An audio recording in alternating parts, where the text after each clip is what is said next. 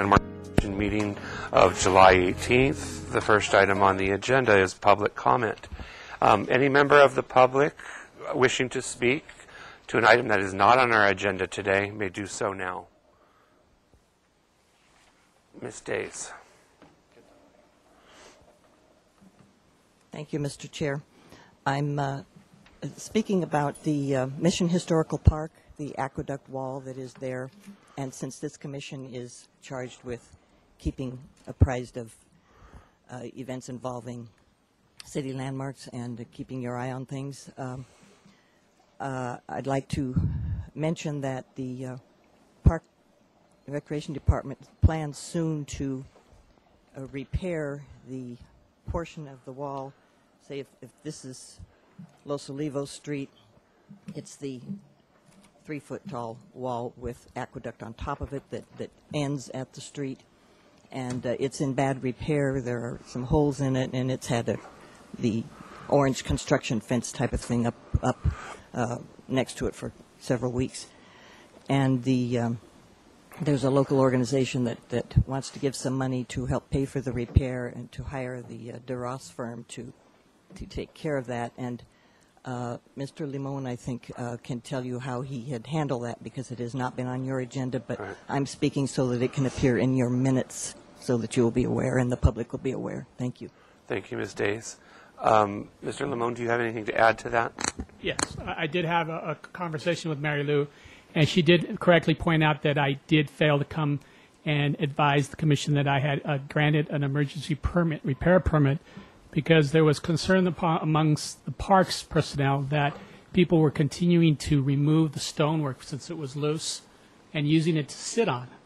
They actually were going over and taking a stone and moving, not knowing it was historic. So he said that they were pursuing this funding, and it would be important to try to get it done before the fiestas.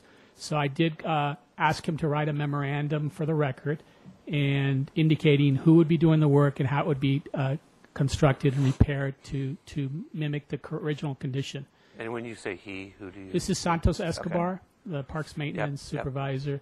And I do have some sketches that were prepared, and I was sort of relieved because Mr. DeRoss was involved, and that family has been involved with the restoration. He didn't build the aqueduct, but yes, he knows stonework. So that gave me assurances that they knew that there was some sensitivity here to get it done correctly. Uh-huh. And I indicated to Mary Lou Days that I could also ask for some conditions of observation, that we go out and check and make sure it's done correctly. That's just what I was going to suggest. If one or a couple of commissioners want to do that. He did indicate that they were about to commence construction. They did want to get it started before the fiesta celebrations. Okay. I will volunteer to do that. And Mr. Drury? I'll let you know when it starts. Okay. Question. Mr. Rios? This is the second. Oh, I need my mic. This is the second emergency thing that we've heard about in recent days, in recent meetings, and perhaps maybe staff could alert us when they're putting in emergency things, because Jefferson School was another one.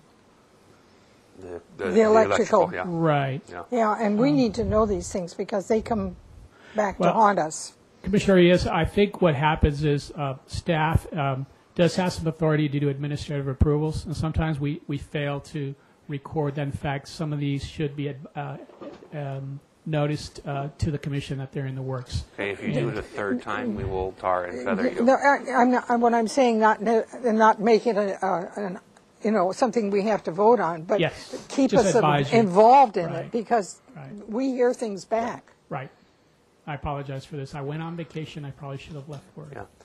If there could be some sort of mechanism that gets implemented at the counter that gets recorded in the system, and then that gets on our agenda or as an announcement. Right. I think what I'll do is I'll coordinate with Susan Gantz. She's very good, organized, and she would remind me to announce these type of decisions beforehand. Okay. And if she doesn't, then she gets her toenails pulled. Any other public comment?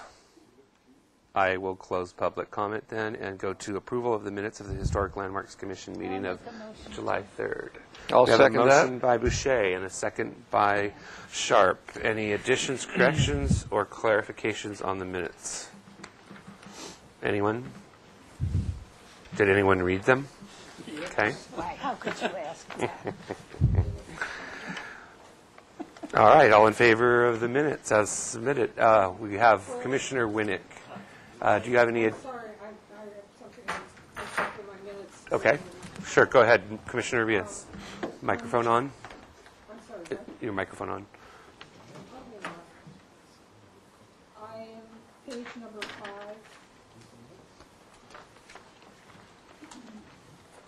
On the action of regarding the Jefferson School. The staff mentioned that the concealment of the electrical service equipment, et cetera, would be coming back to us in 2 weeks. And I think the time slot is important to be in the minutes. Chair, I don't believe there was a commitment to 2 weeks. I believe My they- understanding there was. I'm sorry. That's why I'm saying it. If they're not, then whatever was the commitment that was made should be in the minutes. I recall that they would come forward separately in the near future. Correct. And if you'd like, I can get a time frame. Yes, I think we need a time frame on that. Ms. Feliciano? During the meeting, actually, I reviewed the video several times, and the time frame wasn't mentioned. I'm sorry. Okay. Okay, I got the impression it was 2 weeks, sorry. But we need to know that when it's coming back, not in a few years from now. Chair Sitting, members of the Commission, also on page 7,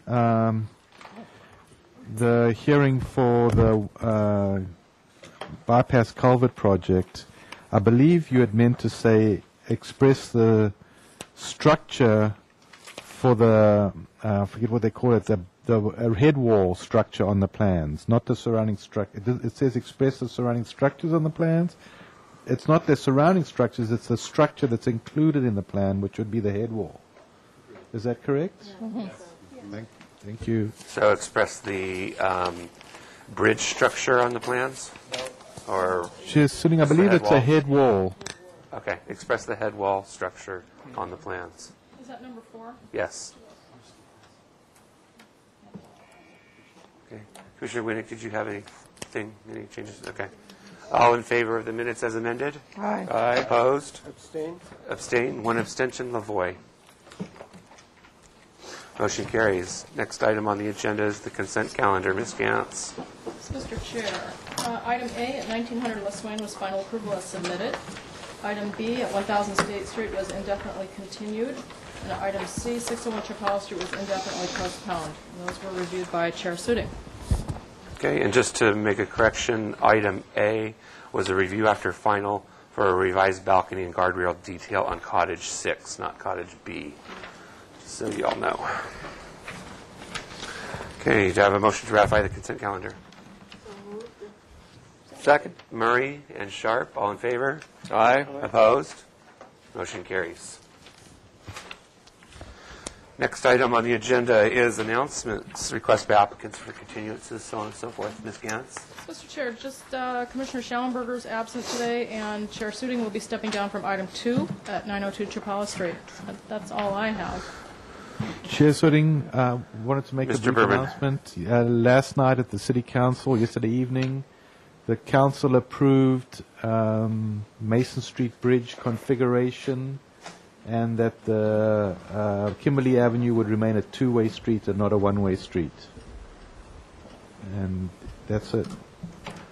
Okay, any other announcements? Any Chair commissioners? Sitting? Yes, Commissioner Lavoy? I'll be leaving the meeting at 6:30. Okay. Anyone else? Okay, move on to subcommittee reports. Anyone have any subcommittee reports?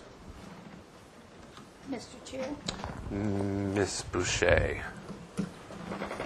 Mrs. Boucher. Thank you. Commissioner Boucher. Thank you very much. There was a meeting this morning of the Designation Subcommittee, which went very well, and we discussed possible upcoming landmark designations. Anything to add? Fermina or Don?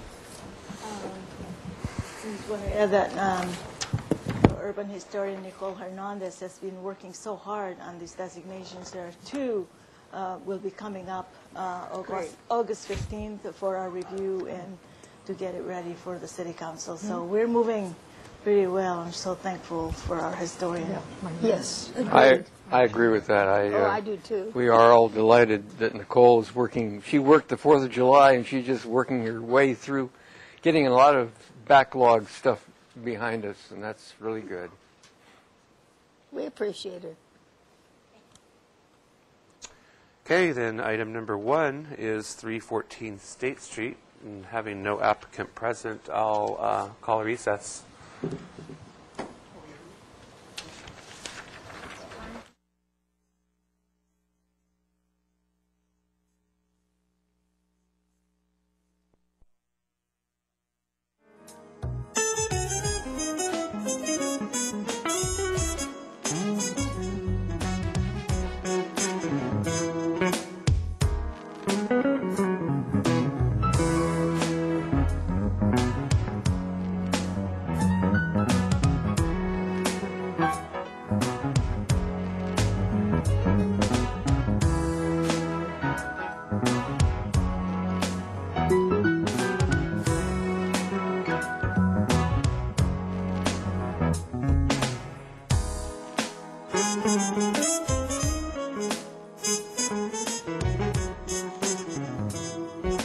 Come on down. We're ahead of schedule. Okay, I will reconvene the Historic Landmarks Commission meeting. And the item that we will be reviewing next is item number 1, 314 State Street. This is a proposal to construct a 552 square foot addition and alter the facade of an existing 7,527 square foot single story commercial building.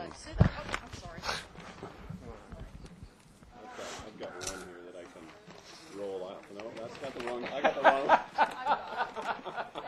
That's pretty funny. I guess we could just switch the items. I think so. You got it? Here, I'll do this since this is Splash. Well, we've reviewed these. Okay. Yeah. You don't trust me? This was the stuff that had the plan check. Probably wise. Who owns this? Peter Lewis. Shit. Pardon my language. I need to step down. Oh.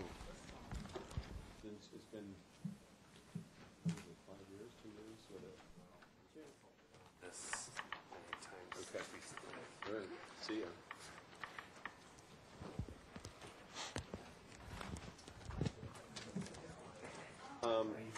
Susan, I don't know if we want to look at what we reviewed conceptually. Maybe you guys remember this. This is that little sliver of a building that is next to the new REI. That's your plan check, Brian. So just in plan, what we're doing, sorry. So this is that little sliver of building next to REI, and this is that 500 plus or minus square foot addition at the end here. This little building, the facade was redone as part of the freeway work and had this little I don't know, what do you call that, Bill? Yeah. It's not a tower-like thing. So our proposal is we are going to redo the windows, the glazing that is in. This is sheet 101. Yes. Correct, A101. We are going to redo the glazing in front for these arched windows, but I love the little arched windows, so we're keeping that. Essentially, we're just cleaning up this parapet, because right now it's really sort of an odd parapet that sort of goes up and down in funny ways. And since we're defining this end, we decided to do the same thing with this end, just to kind of bracket this. We don't have any flexibility to create any ins and outs on that freeway side because it's just hard up against the freeway. By the way, that is the freeway elevation. So what we're doing is these windows here are kind of squatty windows, so we are going to elongate those. This window stays, and then that's the new store frontage. So in lieu of the little tower thing, we're just kind of doing a simple little sloping parapet roof for that entrance off of State Street, using the same opening. And you can see we've added a little detail here along the freeway, which I hope you like. And that's the proposal. Oh, by the way, I should mention that the finished floor, it's a detail, but this photo doesn't really show it too well. But this is a really odd, this area in front is really odd because it drops way down. In fact, you can see that then it goes back up, and there's actually a handrail that's part of the state work there at the bridge. So we're raising the whole floor of this building up 8 inches to get rid of this accessibility problem in the front. It won't affect anything on the outside, but just FYI. You're removing the handrail? No, the handrail stays because that's part of the sidewalk. That's part of the state of California work. So I wasn't going to touch the handrail. It's not on our property. You can see what our property line is doing, and that handrail is somewhere like here. Got it. Okay. Anything else? I think that's it. I don't have colors selected for the windows. My thought is that this building is kind of nice being white in relationship to the other buildings, so that was my concept, and I'd be welcome to your thoughts. Mr. Chair? Yes, I just have a Susan. quick comment. Mr. Cornell was notified that this needs to have Tier 3 SWIMP best management practices on the plans. Did you happen to bring a revised print in showing that, Brian? Nope. No. Okay, so it cannot receive I final don't do approval. SWIMP. Pardon? I don't do SWIMP. Yeah, you do. If you want approval, you do. Yeah. Okay. So I guess we can only get design approval. Any members of the public wishing to comment on this project at this time? Seeing none. Any questions from the commissioners? Mr. Winnick. You just can't see me. Well, things are like this. The one question I have is the photos showed plantings along the side of the facade facing the highway, and the windows are being lowered, so I was wondering what's going on along there. If there's new plantings proposed, and I'm echoing. I don't know why. We're not proposing planting because that's Caltrans. I know that the owner, Peter Lewis, has been able to work with them to trim planting there, but I don't know that I don't know what the process is to plant on Caltrans property. So we're not proposing that. All right, so basically you're just going to trim the hedges enough so that you can put your lower windowsills Yeah, I mean, we'll have to obviously make arrangements with Caltrans to get access to be able to do this work. Right. Yeah. Okay, anything else? Do you have minutes from the last time? Pardon me? Minutes for this from the last time?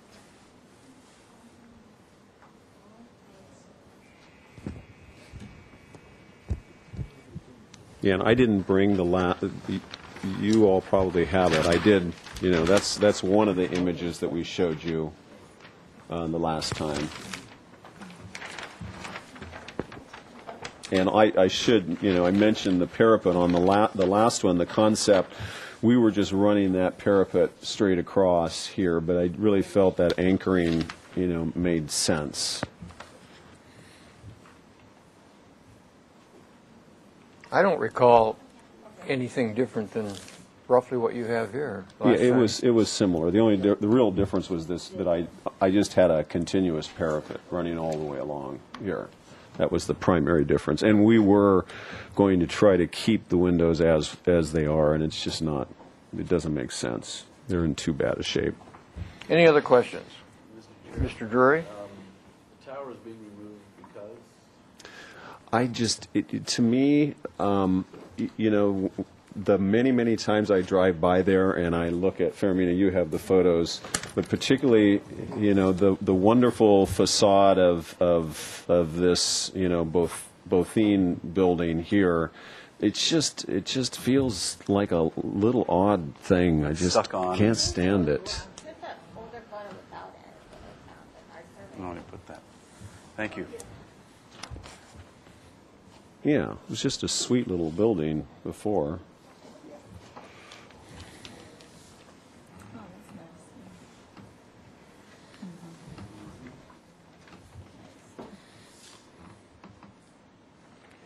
Okay.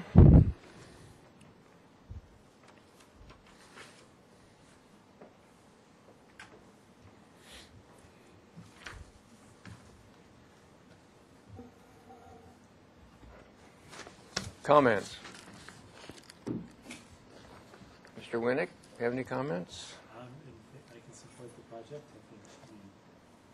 I think removal of the tower, looking at the historic photograph, certainly supports doing that. So I'd like the proposal as I could move forward with the project as proposed. Thanks. Thank you. Ms. Arias? I agree with that. I agree. Ms. Murray? Likewise. But why does it say that this comments only project requires? When this was noticed, well, no, it's not that. It's when this was noticed, there was some, the records seemed to indicate that we had used up all the Measure E square footage. So that did get resolved, and that's why, did I answer that correctly? I'm sorry, we were discussing the previous Fermina minutes. was asking why it was noticed as just concept only. Because the environmental assessment had not yet been completed, and now it has been, so you may take action. And also, while I have the mic, the previous hearing was one of those very preliminary concept, one-time only concept review before coming in with a real project. So there were no comments. It was just comments given. There were no minutes. Okay, so that explains that. Yeah, I agree with that. I can't find anything on here. Ms. I couldn't either. Ms. Boucher. I noticed that you're using an aluminum storefront. Is that going to be painted? It'll be a Clonier finish, a baked enamel finish on the aluminum. Yes. And as part of your yeah, part of the question I have is colors. Exactly. Part of his comments would be any suggestions for colors for the storefront. Well, Brian usually manages to do okay. Usually. Yeah, I think the main question was just, do you guys agree that it should be white? Sure. Yeah. Yes, of course. Yes. Okay. Okay. Mr. Drury. Well, it seems unanimous to me. Is there a motion? Support the project as submitted. Mr. Winnick makes a motion for approval, and we So cannot project take is on action because approval. of swamp. Project is on approval, we can't give it final, so project design, and Brian, when do you want to, can this come back to consent? Yes. With should, colors. Yep. Should come back. And in 2 weeks, is that okay? Colors and swim, sure. Okay.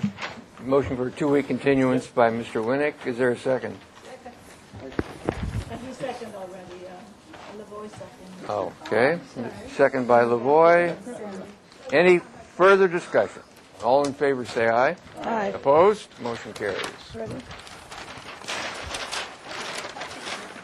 Yeah, well, you know, these days. Did you guys see the murals?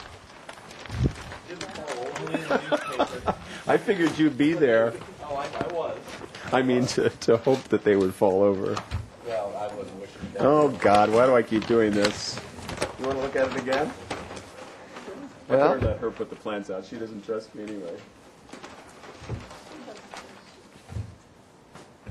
Susan. What's up? The other project. I just unrolled my plans. Is it okay for me to do that? okay, item number 2 Your old friend. is 902 Chapala Street.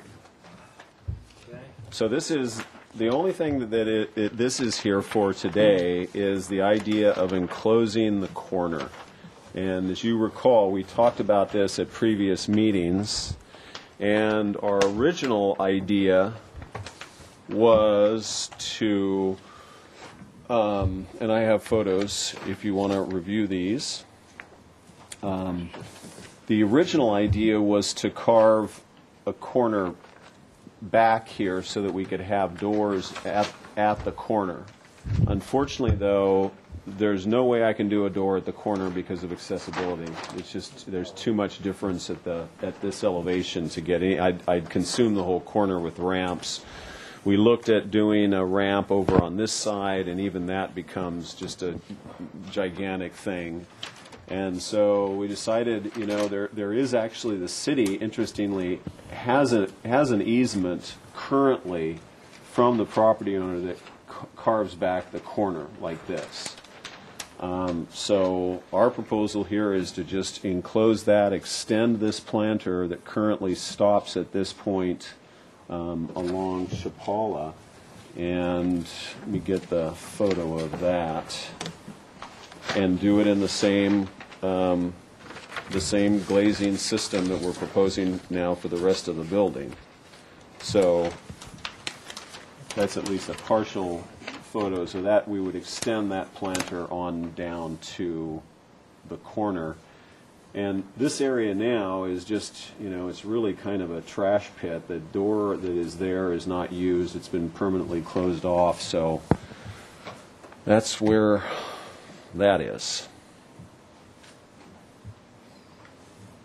Okay. Any public comment on this? Seeing none, returning it back to the commission for questions.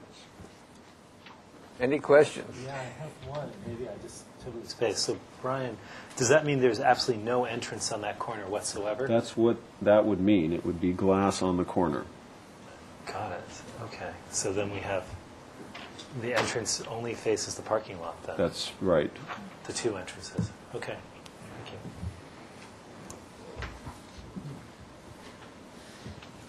you. Any other questions? Can we see the elevation? Yeah. That was where you wanted to put a tree on the corner. So there and no, Yeah. no, there and there. Correct. Yeah, So which corner is it? Can you point to So it's on the on Canon Perdido, it's that section, and then on Chapala it's that section. Oh, that's these two. Yeah. Yeah, that's this one is the parking lot side, and then that's the side that faces the parking structure. See this? Oh, there. Pass it on down. I have a question. Ms. Boucher. Are you going to have exterior lighting on this building? No, the only exterior lighting that this was actually Dawn reviewed that on consent. The only exterior lighting that we have is specifically just at in the eave. First of all, starting at the second floor is just up in the soffits where there's exiting going on.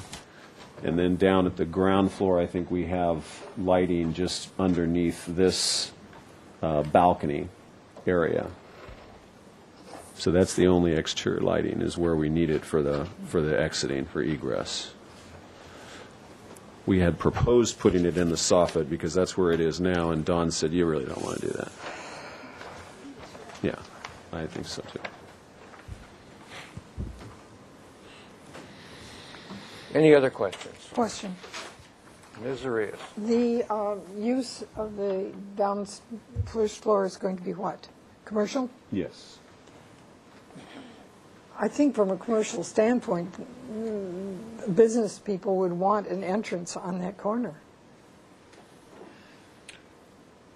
instead of walking all the way around in the parking lot. Well, I know that Schwab is there now, and they've blocked it off. They've had it blocked off for probably over a decade now. So. I certainly agree from an urban design standpoint, the idea of having a doorway at the corner is what you want to have.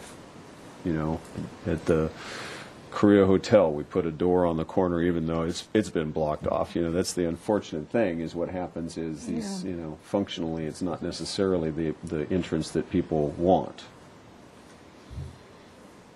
You know, the only other alternative that I can think of is to, you know, go ahead and, you know, carve this back as we were proposing and, you know, put, you know, create the appearance of doors, but again, I can't get to them because of accessibility.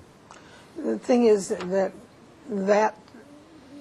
alcove, or whatever you want to call it, softens the line of the building. And I think that is important, and that's what's bothering me. Any questions other than those? Comments? Can I do a follow-up question? Yes. So, Brian, I guess what I'm trying to understand is you said that you can't do it because of ADA accessibility. Sorry to not drop this one. The original plan shows the door back much farther. So, Yeah, so it works. So basically, you can't get the ADA accessibility and do the cut corner. In other words, having it go from column to column with a glass line or a door line. I have not very looked at that alternative. As I showed you here on this drawing, we were looking to gain as much square footage as possible and had cut the corner closer. My hunch is that I still won't be able to do it with anything that's going to be really aesthetically acceptable if I take it even back to there, is my hunch. You know, which is that's the line you're talking about, right? Right, that's what I was wondering. Yeah. I mean, we could look at that and see. All right, thank you. Any other final questions? Comments?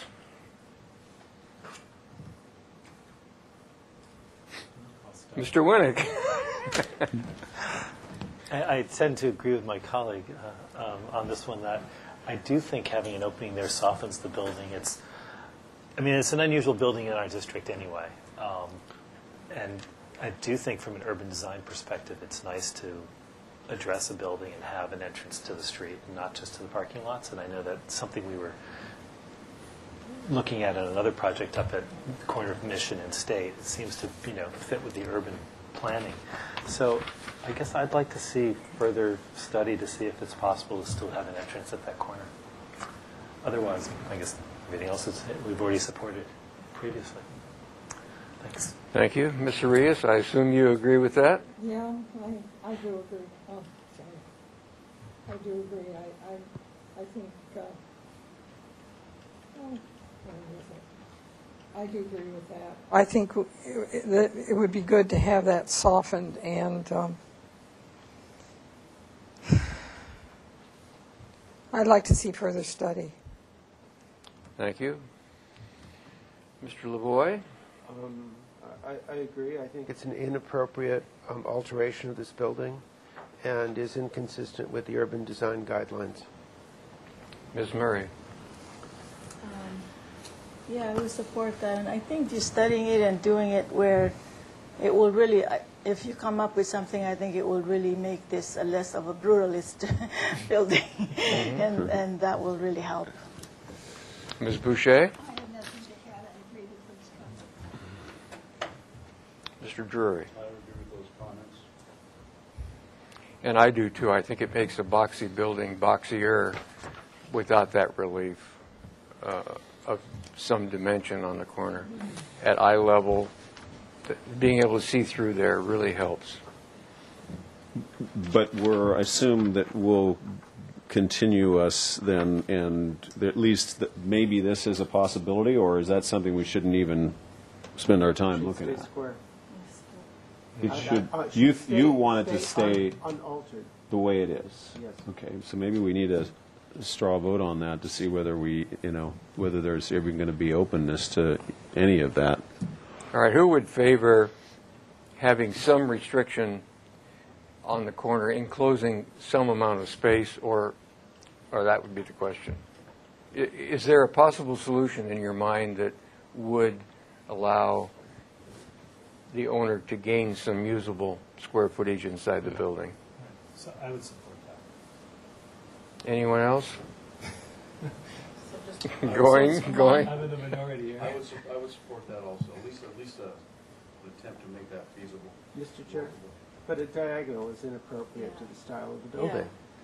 I mean, we've been sold a building in a certain style and allowed it to you know, be true to its style, while adding diagonals into a building that has none.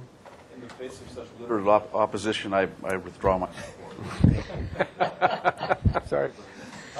Well, there's your straw vote against any So I guess angular solution.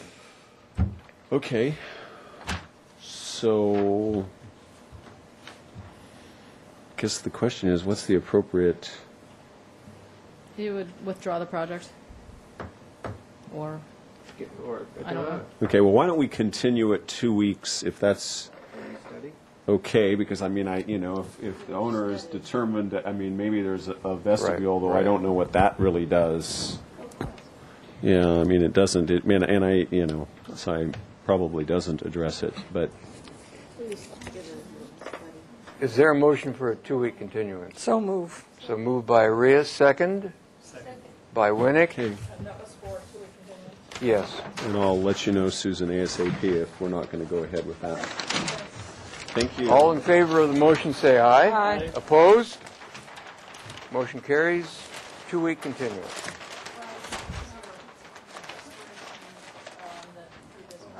Are you okay? You're awfully quiet. Thank you. I've been meditating with this. I couldn't get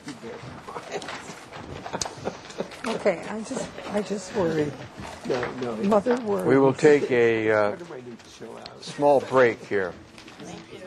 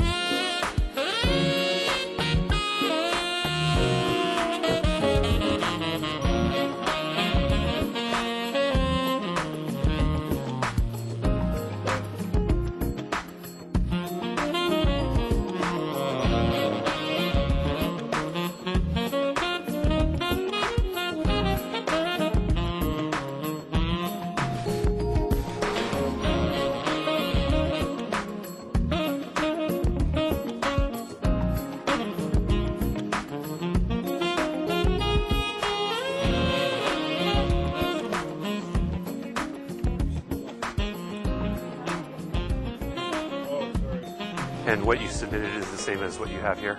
Okay. We just need two, Susan. If we could kill the light, we could see better. There's some way of killing one of these lights up here, other than shooting it. Okay, this was here for last on May 23rd for That helped. concept review. That's all right. How about that? That works. That works. Okay. Excellent. Everybody ready? Magic fingers. Okay. It was continued 2 weeks with the following comments. The majority of the commission is in favor of the project. Provide finer details of the cabinet placement and present a complete design of all three proposed locations with the flashing component, signage, and placement of controls. That's it. Very good. Just as a recap, Cabrillo Boulevard. The first two locations, one is at Bath Street, and the other is at Chapala. And our power source for both of these locations is going to be the mid-block traffic signal at Ambassador Park. And there's existing underground conduit that we are going to run power to either location, so that eliminates the need for any sort of solar panels at these locations. We also talked about where to place the controller cabinet. At both locations, I thought it would be better if it was on the inland side, away from the beach. There's a little area on the northeast corner of each intersection, kind of in between the palm tree and the existing street light, that I thought might be a good location. Is that a paved area or a planted area? At Chapala, it's a paved area, Okay. and at Bath, it is a overgrown area, actually, and that might be something you want us to address. That would be right there. Yes. So it's hasn't been kept very well. So Okay. And then if you like, we could fill that in with some sort of hardscape. And then Chapala. No. Chapala,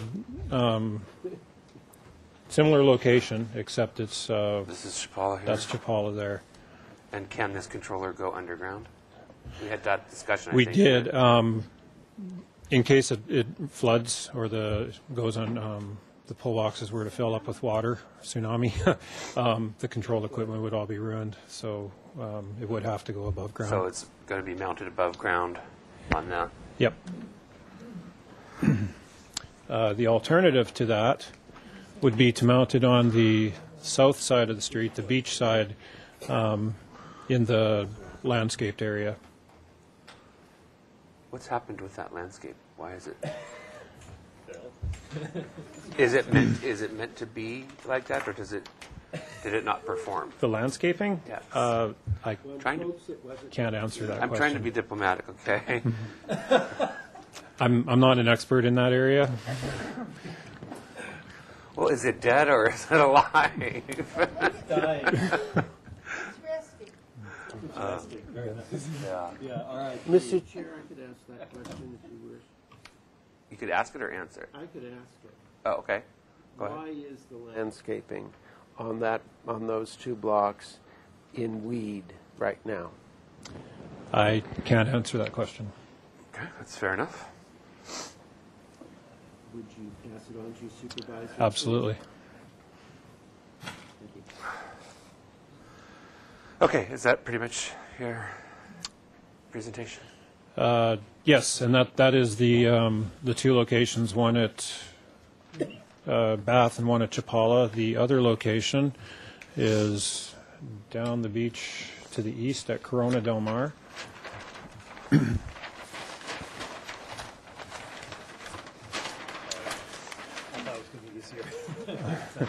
And at that location, we are proposing to install the controller cabinet. We can hide it back in the landscaping It's behind the sidewalk. behind the sidewalk. How's that landscape look? Better. We can put it back Okay. in that area there. Anything else? No, sir. Okay. Any questions? Commissioner Winnick? No question. Commissioner Urias?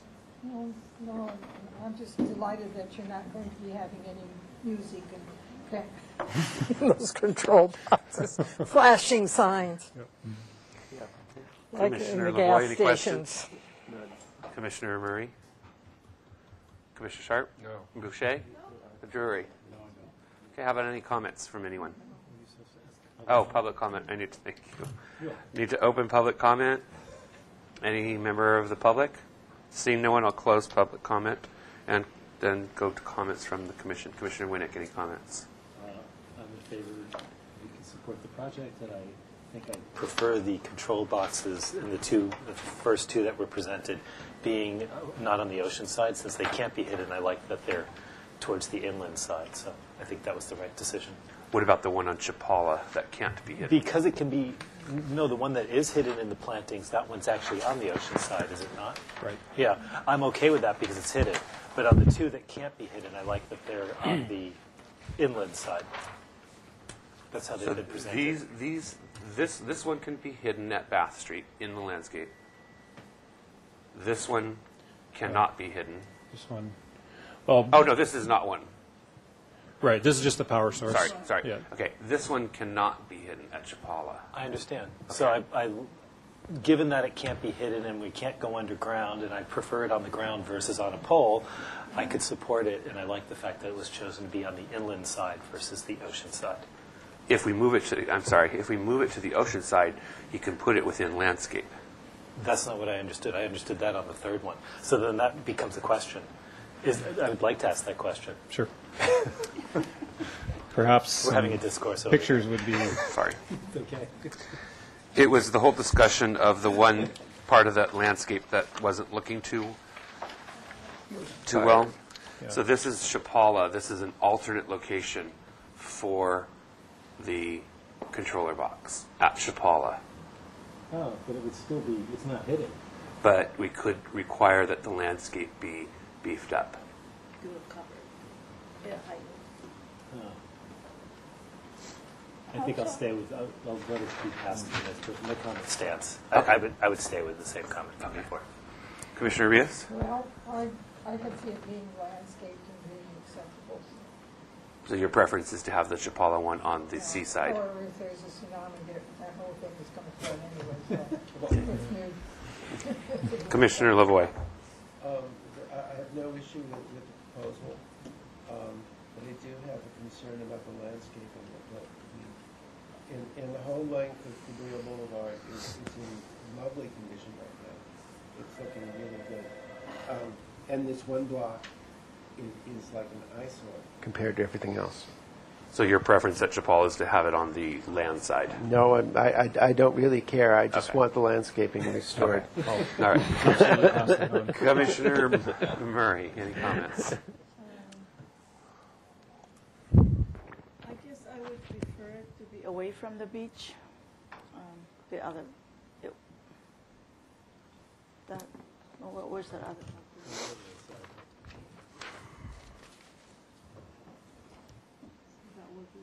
That would be open. But it would be showing. Yes. Yeah. So that would be. They'd be mounted on the concrete. Okay. Commissioner Sharp? Wait, so you're changing your mind then? I'm leaving it as. Okay. I prefer the north side, as in the photo you see here. Okay. Okay. Commissioner Drury? Yes, I'd like to phrase a question, if I may. Sorry. Well, out of bounds. I didn't realize at first the cabinet at Corona Del Mar, the controller cabinet, is on the parking lot side, the beach side of Cabrillo Boulevard. That is where it's proposed, yes. And is there an opportunity to put it on the other side? Is there landscaping? The only reason I have a phobia about protrusions between us and the beach. I would prefer that all the controller cabinets be on the land side of Cabrillo Boulevard as opposed to the beach side. Sure. This is the inland side at Corona Del Mar. This would be the landscaped area that it would sit in. Just one less thing to get. Okay, so everybody then, it sounds like, is generally in favor of keeping the cabinets on the land side of Cabrillo Boulevard, whether it's in landscape or not. Yes. Okay. Did I summary? Okay. Okay. I was trying to get there, but it was difficult. All right. Any other comments from anybody? Yes, I have. If it's going to be in the gazanias here, it's not going to be hidden. And who landscapes around it? Who maintains it? Will it ever be landscaped? Yeah. That's a question. I can make it a statement, though. I wish it could be landscaped with more than gazanias. Yeah. How about this? How about we condition it that a minimum of 3 medium-height shrubs be placed around the cabinet? Fine. Okay.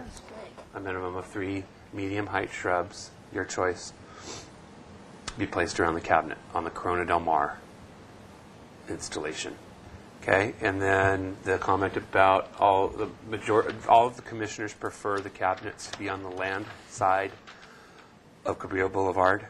And then the final comment is to investigate the lack of performance on the landscape on Cabrillo Boulevard at Chapala Street. Right? Yes. Anything else? Did I miss anything? Do we have a report back on the landscaping? Staff, can you report back, please? This says that action may be taken. Yeah. Okay, so we need to. Okay, so you're asking me to follow up on the landscape, the lack of performance of the landscape on Cabrillo Boulevard at Chapala. Okay. Okay. All right. Motion for final approval? I'll second I have a it. motion by Lavoy, a second by Orias. All in favor? So Aye. Opposed? That would be PDA and final. Yes. With those 3 comments. Yep. Abstaining? Nobody? And this is appealable by within 10 days to City Council. Okay. Thank you. Okay. Thank you very much. Thank you. We'll keep this set of photos and we'll keep this set of plans. Well, there is still flash. Actually, let's keep that set. You can have that one and that one. No TV advertisements. Yeah.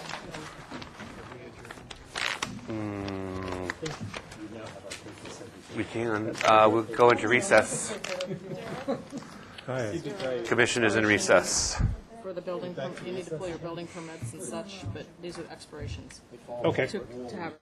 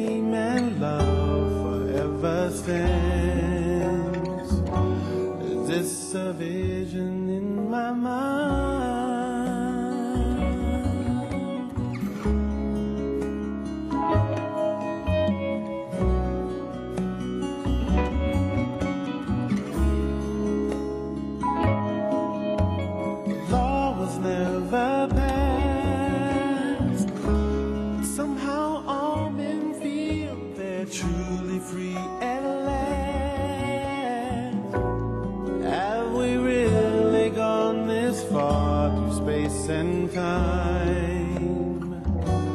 Was this a vision in our mind?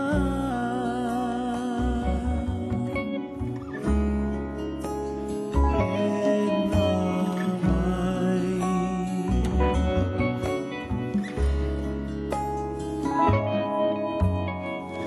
I I'm not one who make believes. I know that leaves are green.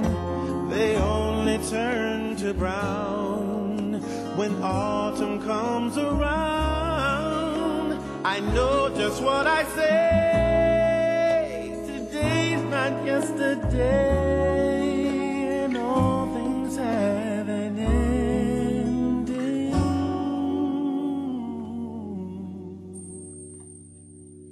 But what I like to know is, could a place like this exist so beautiful? Or do we have to spread our wings and fly away to the vision in our mind?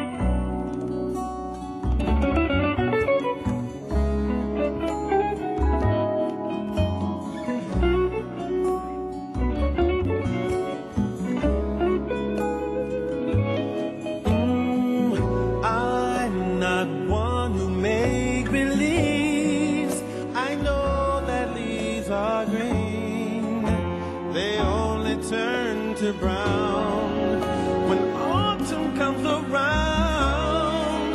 I know just what I say. Today's not yesterday, and all things have an ending.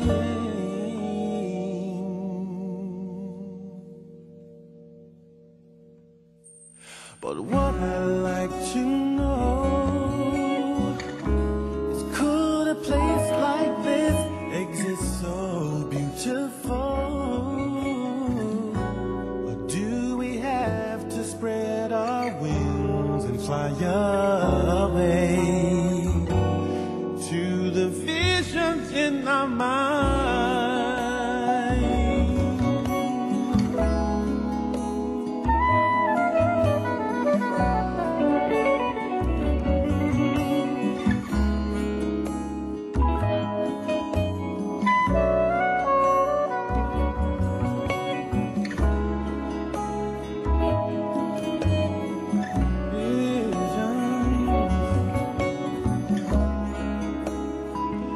In our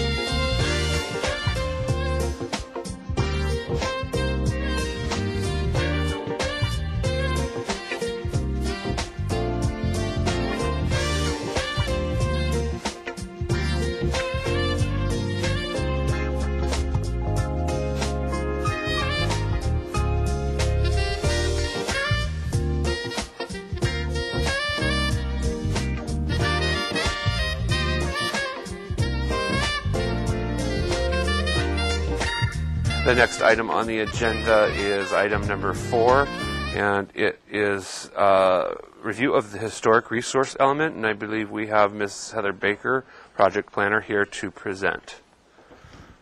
And I apologize to the public for the incorrect time that has been published. Okay. Ms. Baker. Good afternoon, Chair Suding and members of the Historic Landmarks Commission. We're pleased to be here today to bring the proposed historic resources element to you for your review and comment. Staff's, you know what, I forgot to say, normally Gabriele sets up the PowerPoint. Do you know how to do that, Jaime? Okay, so he's going to set that up for me while we get started. Can you proceed without it? Yes, I can. I just need to remember where I'm at. Okay, so, right, okay. So the proposed historic resources element has been brought together by the Historic Resources Element Task Force, and my presentation today will basically give you the background of how it is that Council requested that the historic resources element be worked on, and then the... So you actually need the...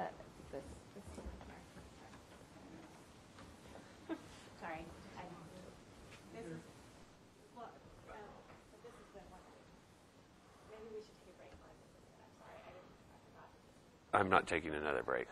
No.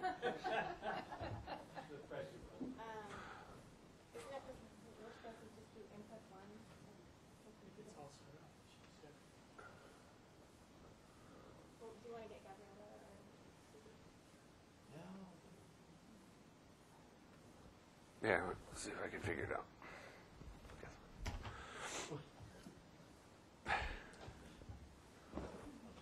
Thanks. Yeah, you're supposed to be able to hit input 1. Okay, so some background, the work of the task force, the contents of the historic resources element, and then we'll just briefly mention how it's consistent with the general plan and the codes of the Santa Barbara Municipal Code, environmental review that was conducted by staff, and then we did receive a few public comments. And then finally, the recommendation is that the Historic Landmarks Commission would review the document, comment, and recommend that Council would adopt it. That we are scheduled to see the Planning Commission, I believe on July 26th, if I have that correct. And then after that, we'll be scheduling for City Council maybe in late August or so forth. So the housing resources element, there was interest in the HRE to be part of the city's general plan, and that was expressed during the Santa Barbara process. And as part of that process, the initial goals, policies, and implementation actions are in the adopted plan. So this is the adopted plan. It's this binder here from December 2011. And there is a short framework, just a few pages, in the document currently. And that was adopted by Council in December. So this document would be basically replacing that, as well as portions of what was the conservation element that's now included in the environmental resources element. It's been reproduced inside that chapter. The parts that have to do with cultural and historic resources will be deleted from the plan and replaced by this new historic resources element. So that's what we're looking at, is moving that into there and replacing those two parts. Oh, good. Look at this. Okay, so this is what the presentation is today. And Exhibit A is what we're considering for you to recommend to Council for adoption. And again, so during the Plan Santa Barbara process, a number of different groups were saying that they wanted a more complete historic resources element, but it wasn't able to be worked on at the same time as all the other elements that were part of the Plan Santa Barbara process were. So as a result, Council saw that there could be benefit, for example, all these different types of items that we're asked to do as part of a historic resources preservation program. They saw that they could be given direction as part of a historic resources element. So this was a slide that Council reviewed, and they said, yeah, this is a good idea. Let's figure out, how to funnel these things properly into a general plan element that then will give direction going into the future. So Council authorized a task force to meet and work on this. They specified that there would be 3 official voting members. Those members were Judy Arias, the chair, Fermina Murray, who was the vice chair, and they're also part of your HLC subcommittee on this topic. And then we had one member of the Planning Commission who was a voting member, and that was Stella Larson, the secretary, and she's in the audience today. Happy birthday.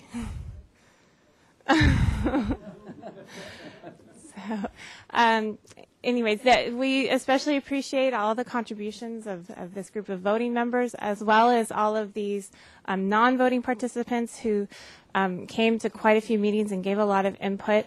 I do have a couple of corrections here based on feedback that I got. Council had asked us to get as broad a representation as needed to cover all of the different groups in town that have historic preservation or neighborhood preservation interests. And so we do have quite a good representation. Mary Louise Days, Callum DeForest, Ann Peterson, and Wanda Livernoise wasn't able to participate the entire time, but she was from Allied Neighborhood Association. Suzette Naylor chose to not be affiliated. I was told by the task force that Jean Carre was replacing Wanda Livernoise, but I learned today from Kathy McCammon that it wasn't as an Allied Neighborhood Association representative that Jean Carre was participating, simply from the Brinkerhoff neighborhood. So we also had Sheila Lodge, who came regularly and participated quite a bit, Joe Ruchon, and Barbara Fosbrink from the States Park. So it's really important to recognize all these people who were involved, and we'll be correcting the council agenda report to make sure that, for example, Sheila and Barbara and Joe Ruchon are recognized on the list of people who are participated. Okay, so next, the Historic Resources Element Task Force work and review to date. Basically, as I mentioned, the framework was adopted, and then we were authorized to have the task force. They met 21 times with staff from July through June, going through a number of iterations, and also subcommittee work was happening during that time. Staff brought an almost final version of the document to the Museum of Natural History, California Indian Advisory Committee in May, and they did ask for more time to review the document. Somehow they didn't feel they had been adequately notified of the general plan update process, and so they wanted more time to review. They did submit one letter, and we made a slight adjustment to the wording and the policy regarding Native American notification for them, which the task force found amenable. And then we also, of course, had to have city attorney's office comments, which I explained when I distributed the draft document. They came in April and in June. So the first set of comments was able to be reviewed by the task force. The second set from June was just a few items. There, again, as I mentioned, there was more things that the attorney's office recommended to change, but staff really had to say, the task force really wanted that this way, and we couldn't see that legally it would make that it was necessary to make those few additional changes. But so we were able to compromise down to the list you see in the staff report on pages 2 through 3. So we wanted to be very clear what the changes are, because the task force worked very hard on their document, but they also asked that we didn't bring you a track changes document. So instead, the track changes are in the staff report. So you can see exactly what the city attorney recommended. If there's anything that task force members or HLC members or any member of the public doesn't agree with regarding the city attorney's recommended changes, we're welcoming comment from everybody today. So this was a way to expedite the process rather than having yet another task force meeting. We thought we could handle these comments here. So I appreciate the task force flexibility in that. Okay, so next. It's important that the proposed HRE, it covers everything in the existing documents, in the existing framework, and in the existing conservation element, cultural resources. All these topics that were covered in the other documents are covered in this new document, and then often in more detail in this new document. Just to make sure that we really were covering everything and to show the work that this all covered, we do have these charts in the back in case you want to see where everything landed from the previous document into the new document, but I won't go into detail with those. But that comparison work has been done, and part of the reason why we needed to be so detailed for that was the environmental review, because some of the topics were actually mitigation measures identified as part of the environmental review process for Plan Santa Barbara. Okay, so as far as new topics, and some of these might have been covered as an implementation action item as part of for the conservation element, for example, but might have been elevated to a policy level in this document. So we now have goals for the first time that would cover governmental effectiveness, neighborhood historic preservation, and then 4 new policies, one on avoiding demolition, again, emphasizing neighborhood historic resources again. Street and landscape historic resources has a new policy, and then a policy specific to surveying, documenting, and designating historic resources. The map, we worked with the committee on. Staff provided drafts for the task force to review, and we did receive a comment from the Trust for Historic Preservation to have the Presidio footprint revised. We were able to go ahead and revise. This is the new version here. It's been attached to your public comment packet. They reviewed the new version and sent me an email and said that this new version was correct or was fine with them. So that's good to have that item completed. So this should be, this will be the version that we bring to council unless we receive further comment from you or the Planning Commission. Instead of the version that was distributed in your packets. Okay, so we also did a full review of the entire general plan, all the elements, to make sure that this element was consistent with all of the other ones. These were the items that we saw that had topics that had some relationship to what's in the historic resources element, and there is some detail in the staff report as to how each of these is consistent with the historic resources element, how some of the goals and policies actually can support each other. So I won't go into detail with that, but if you have questions on this, I'm happy to elaborate.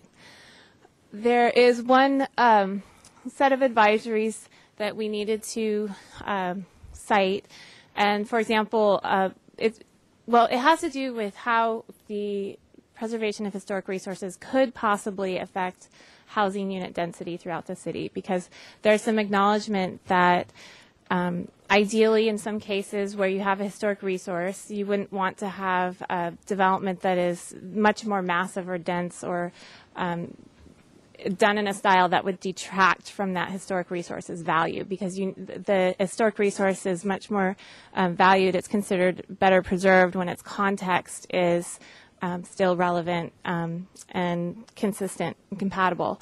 So there's a number of policies and items that address this topic, and one of those is policy HR 5, protect neighborhood historic resources, and it says to establish zoning that conforms to the character of neighborhoods.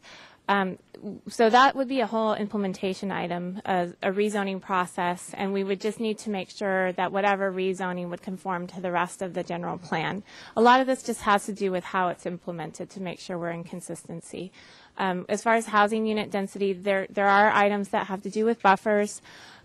We, for example, did get a public comment from Santa Barbara for All today, and they're particularly concerned about this item. They're asking for us to map where all the resources are and what the buffers might look like and how those would overlap.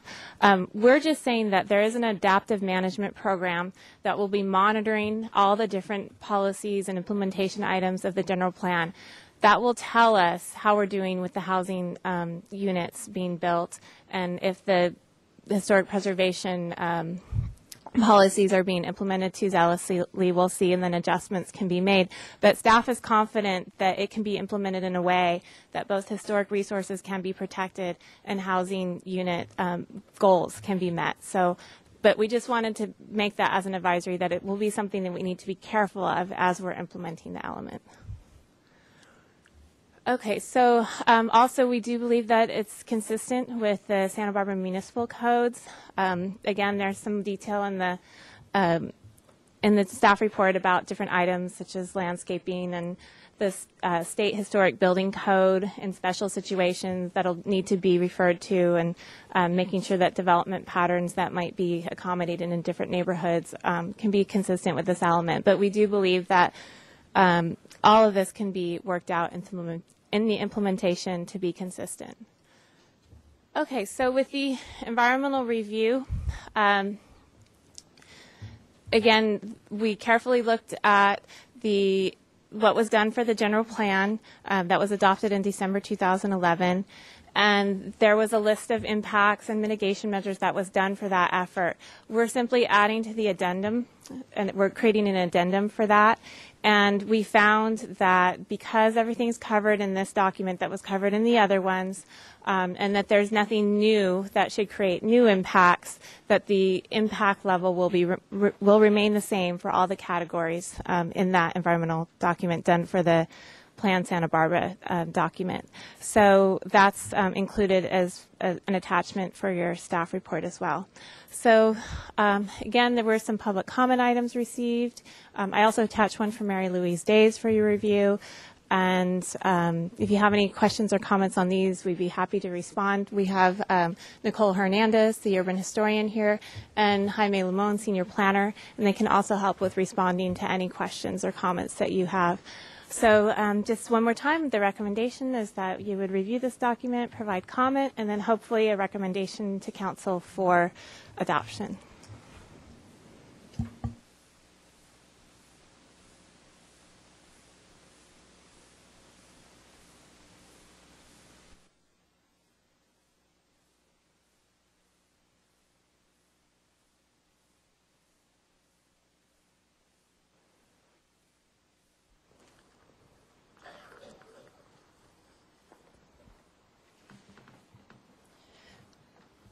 Thank you, Mr. Chairman. I'm Mary Louise Days, a member of the task force. Welcome, and thank you for your work. Oh, it was a lot of work over 1 year, but and sometimes it was frustrating, other times it was very, very gratifying, and we enjoyed it. My letter referred to a minor correction that I think is needed on page 7 of the element where the word "is" was left out when a sentence was reorganized. It's quite a minor thing, but it's important to the meaning of the page 7, the second bullet. So that's between the words records and critical. Yes, it should say is critical for clarification. And page 5 of the staff report, the second bullet refers to adobe construction or other types of construction not traditionally accommodated clearly by earthquake building standards. I've been quite involved with some reconstruction of adobe buildings here in the downtown, and they are considered earthquake safe because of the concrete bond beams and the rebar and all kinds of things put in. So I would hope that this paragraph is not interpreted to indicate that anything that's adobe or any adobe that's repaired would automatically not be earthquake safe, because that's not the case. Mary Lou, what page is that? Page 5 of the staff report, second bullet. And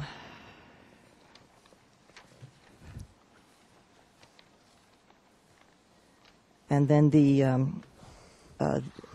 I'm also was asked to represent the Santa Barbara Trust for Historic Preservation today because Ms. Dr. Peterson, who's our task force member, is out of town regarding an NEH grant. And I had pointed out that I felt that this map that delineates the Presidio State Historic Park and the original Presidio footprint doesn't clearly show the little piece of green where El Cuartel is. And I think they thought that it showed, or that they had seen a large version of this map that did show it. And it's really hard to see there. It's hard to see here. And, of course, El Cuartel is on the so-called south side of Cañon Perdido Street, and it's where the whole Presidio project and where the city began, really. So if there's some way that the staff could put the tiny little chartreuse. More green. Yeah, on that side. Yes. Mm-hmm. The Adobe building there, the oldest building in the city. We thank you for your consideration. I think the staff did a good job of dealing with the assistant city attorney's comments, and I think his accepted comments were helpful. Thank you, Ms. Days.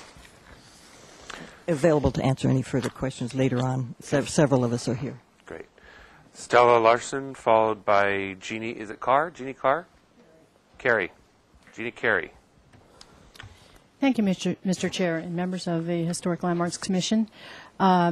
It's a really great day to be able to bring this forward, and my personal experience with the fine people who put this together, I can't even describe what it's like to work with people like Ms. Murray and Ms. Rios, and also Mary Louise and the other people who attended these meetings. This is a document that was put together by the very finest in Santa Barbara that we have for historical preservation. So thank you for considering it today. And, I'm looking forward to the public comment, other public comment other than mine. And I want to special thank you to staff as well. We had not only staff, but we had an intern usually present. She has a name. Heather, yes, and Mr. Lamone for facilitating Heather, or letting us use Heather Baker. So really appreciate it very, very much, and looking forward to the input of everyone as this comes forward. So thank you very much. Thank you, Ms. Larson. Jeannie Carey, followed by Lee Moldaver. Ms. Carey, we appreciate your diligence and your willingness to sit in the audience and watch us. You've been here since we started. I have. Thank you for the invitation to come. You're welcome. I'm Jean Carey from 532 Brinkerhoff, and I substituted for Wanda Livernoy as she needed more time with her ill husband. It was a delightful experience after being an educator and sitting on all kinds of meetings for years. I really appreciated the intelligence and the experience and the years of love of Santa Barbara that the people in this group had. I was very impressed with the amount of work that they got done and how thorough we were, and we always had Mary Louise to bring us back to what we missed out on, some of the history and so forth. So thank you for the experience. I guess I'm a living relic. My house is 124 years old, and so I'm actually living in what the committee was developing, and it made it most interesting. I approve of everything that we wrote. If I didn't, I spoke up. And we really, I thought, did an excellent job of helping to preserve Santa Barbara, as well as the Brinkerhoff Landmark District is preserved. So I hope that you agree with us. Great. And thanks to the staff that did a fabulous job. So, thank you. Thank you very much, Mrs. Carey. I appreciate your time and effort. Lee Moldaver, followed by Susan Chamberlain.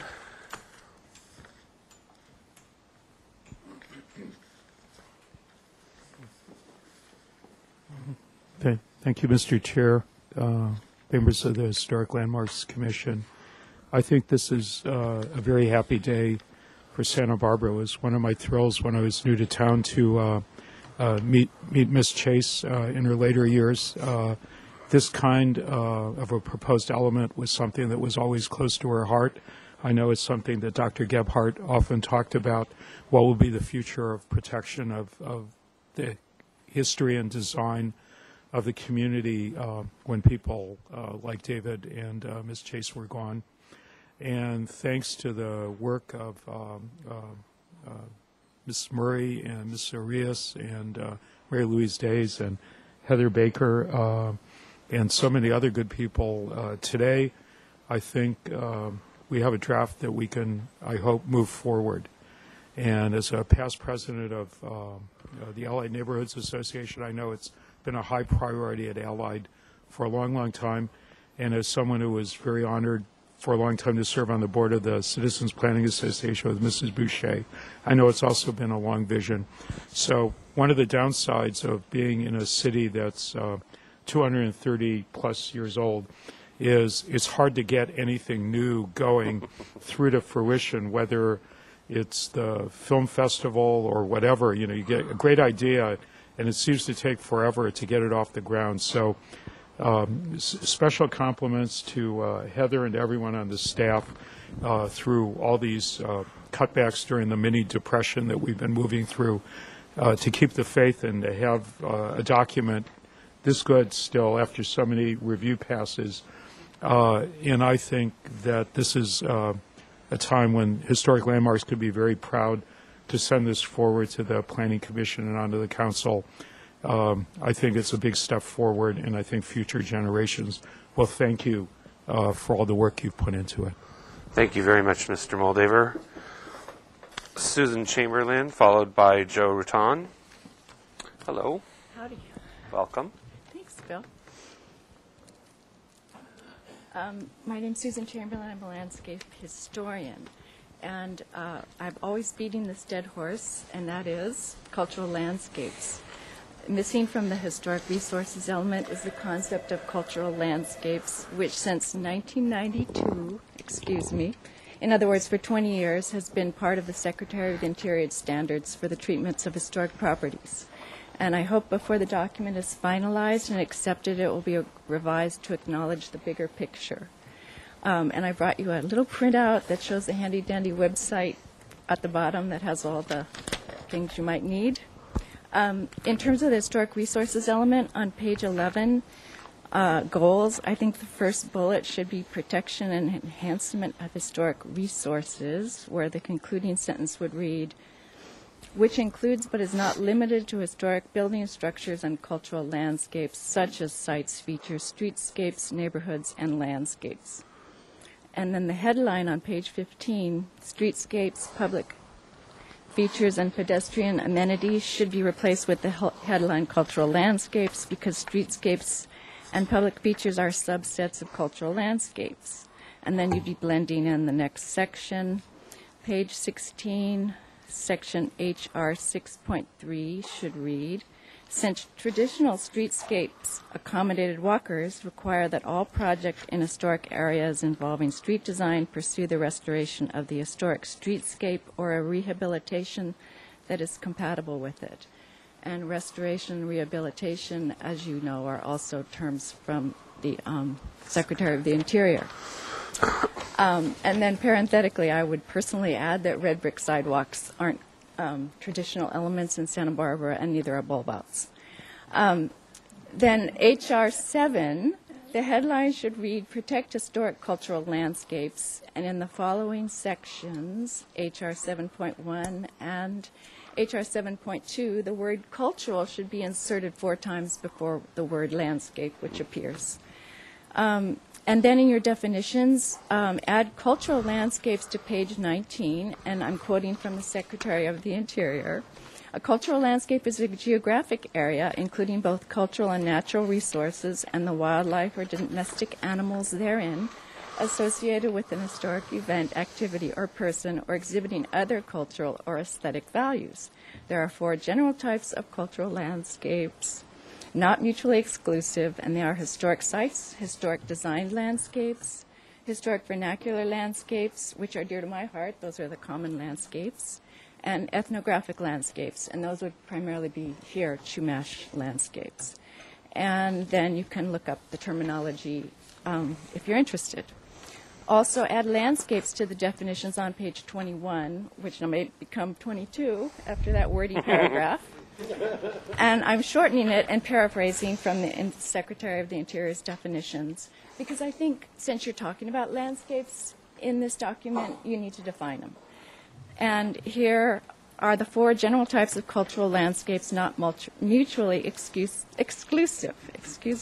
1, historic site is significant for its association with a historic event, activity, or person. A historic design landscape was consciously designed or laid out by a landscape architect, master gardener, architect, engineer, or horticulturist according to design principles, or by an amateur gardener working in a recognized style or tradition. In other words, those are the rich people landscapes. A historic vernacular landscape evolved through use by the people whose activities or occupancy shaped it, and it reflects the physical, biological, and cultural landscapes of everyday lives, the common landscapes. And then ethnographic landscape contains a variety of natural and cultural resources that associated people define as heritage resources. And those would, in this case, be the Chumash. And then as far as the staff report on page 4, you were talking about municipal codes regarding invasive plants. I really have to object to putting olive and the California pepper, also known as the Peruvian pepper, And if you actually check the invasive species list, you're going to find out that they're not invasive here. And so you add a caution. As far as water-conserving lawns, I don't see any problem with using them in historic properties. If we have a drought, they can die, easy to replant. So thanks for listening. Ms. Chamberlain, do we have a copy of that email or that? It's not an email. Okay, of the bullet points you brought up. I have to let you have that. Okay. It's not official. That's fine, but helpful to have this. Thank you. I'm going to let you hold on to that, Ms. Murray.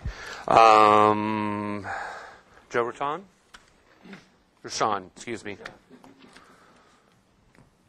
Thank you. I'm here to respond mainly to concerns that have been submitted. A concern specifically is raised that this plan is somehow at odds with affordable housing, or that it favors gentrification, or somehow stigmatizes affordable housing. Could you move a little bit closer to the microphone, please? Or stigmatizes affordable housing, or favors, or gives a pass to luxury housing. I've been familiar with every paragraph of this document for months now, and I'm curious to know where any of this lurks. The document does not say that the preservation of historic resources is of paramount significance over affordable housing. What it does say, at long last, is that among the competing considerations that have to be addressed in any type of development proposal, affordable housing or anything else, is impact on historical resources. Impacts on historical resources shall be one of the values considered on a par with any other. If a certain high level of density is deemed to adversely impact a historic resource, and the protection of that historic resource is found to outweigh whatever benefit the density promises, well, that certainly should not be precluded as a fair finding. This plan calls for the consideration of limitations on density in some cases, all in the interest of protecting significant elements of the city's historic fabric. The objection I hear is that anything that threatens density for whatever good reason per se threatens affordability, that density somehow is the magical font of affordable housing, and its importance supersedes all other considerations. I think we should all be able to recognize by now that this is not a valid claim. Thank you very much, Mr. Rashawn. Can you submit that to the records? Would you submit that? Would you submit your notes to the records? Thank you. Okay. Then additionally, we had about 5 or 6 emails or letters, and I'll briefly mention those into the record. One from Kathy McCammon, and she is pleased with the copy that she read. However, she did have some corrections, page 4, under number 3, general plan and code consistency analysis, as well as with Exhibit C. I'm not going to go into the specifics of those comments, but wanted to mention those for the record. Additionally, we had an email from Robert Uli, who is with the Santa Barbara County, and he's the architect, Santa Barbara County architect, excuse me, Mr. Uli. He likes the framework, very organized. He had specific comments. One was on HR 1.2, HR 2.2, HR 5, and HR 6. He also mentions the SB vet site being removed from the structure of merit because it is highly likely that it will qualify as a state historic resource. The next letter is from Santa Barbara for All, and they mainly spoke about what Mr. Rashawn spoke about, and that's the density and also the overlays, the proposed overlays. I think that pretty much sums that up. Letter from the Santa Barbara Trust for Historic Preservation. They had one correction request, and that is the map on page 14. We already spoke about that. Next is from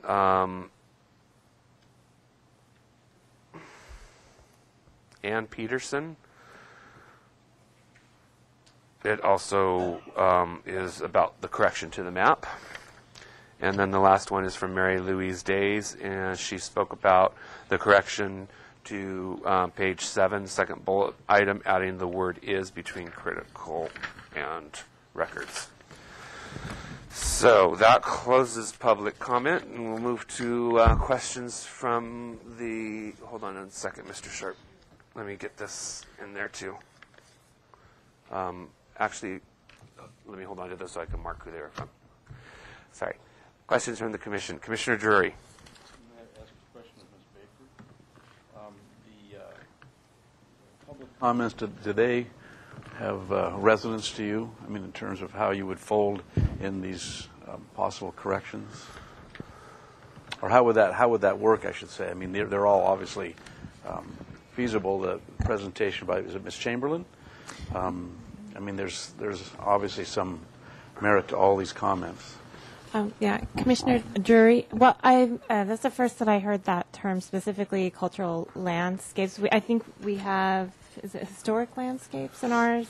But I would want to speak with Ms. Murray and get additional input. I would defer to members of your commission and their expertise as to whether or not we would want to add a new terminology at this point. It may be that the terminology we have might cover what she's talking about, but cultural landscape is the more appropriate terminology. Okay. So, anyways, we would be open to adding revisions if your commission feels that new terminology is needed, and it's good that we have our notes as to exactly where. Okay. If you're asking about revisions, the item from Mary Louise Days, we did review that language.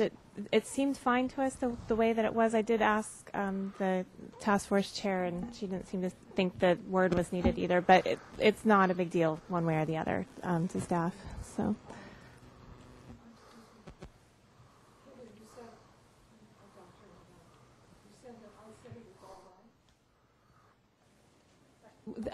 Staff reviewed the suggestion, and it didn't appear necessary. I checked with the Historic Resources Task Force Secretary. Oh, Secretary, because you didn't check with me.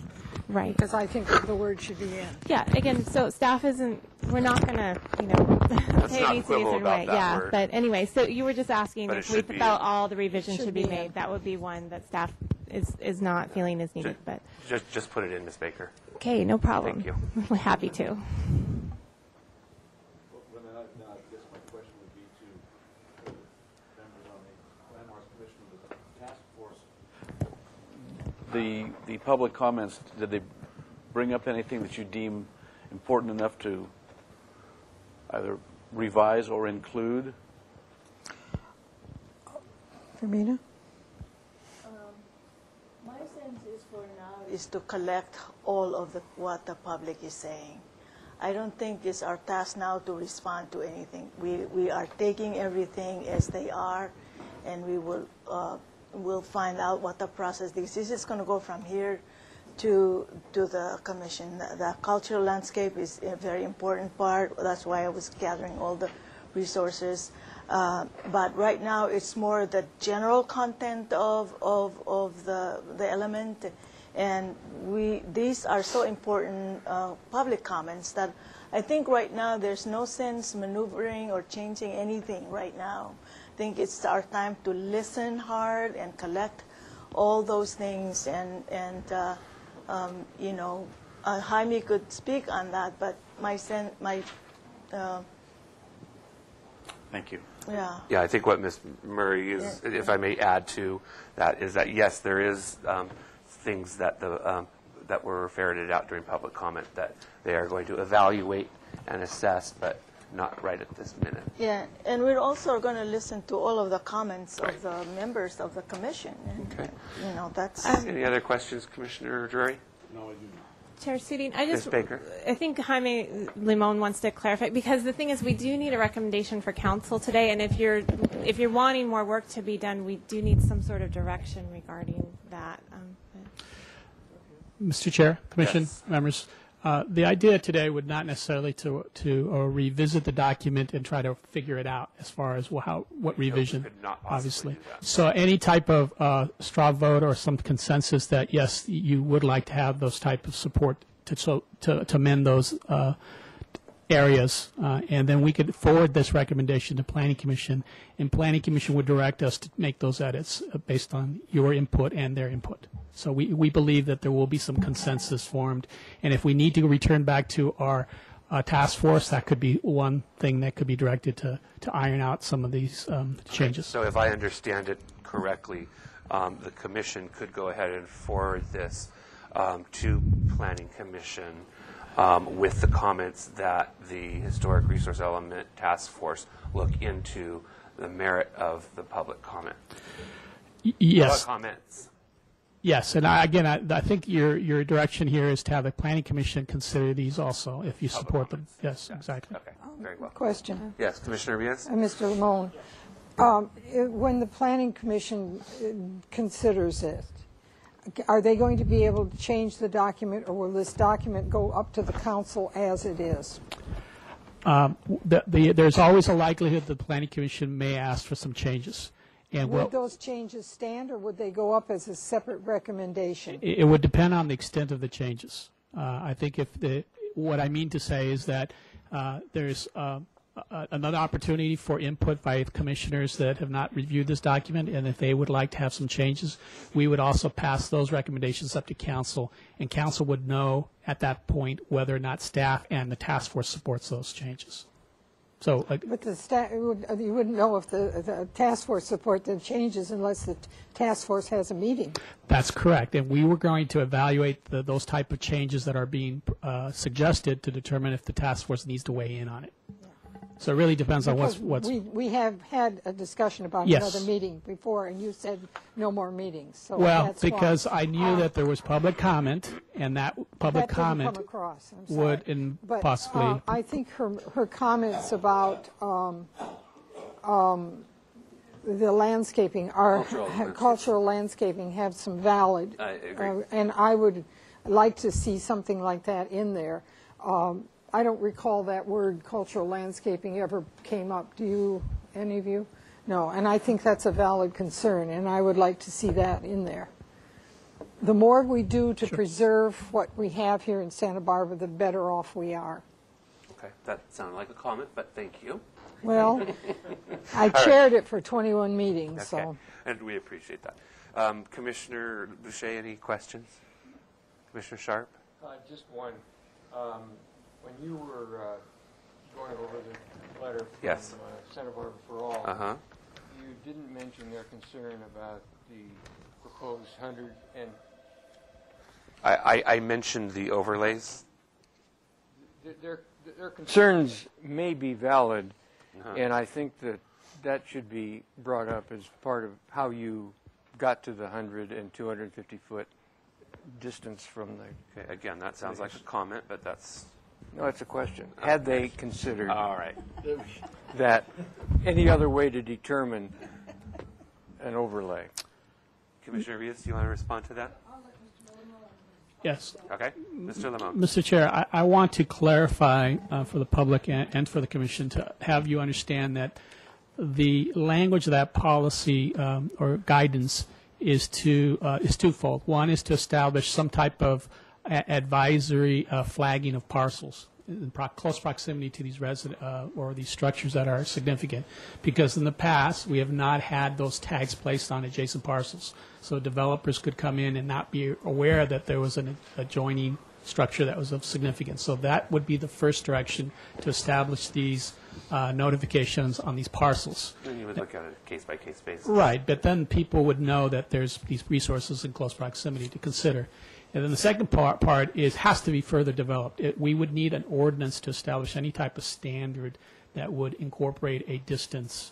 And we would expect that discussion to come forward when we develop additional ordinances that might speak to that issue. And I'm sure the development community and others interested in that, the buffer area, would participate in those discussions. That's a whole other discussion. That's correct. Yeah. Yes. Okay. Commissioner Murray, any questions? No. Commissioner Lavoie? No questions. Commissioner Rios, any additional questions? Commissioner Winnick? I just want to follow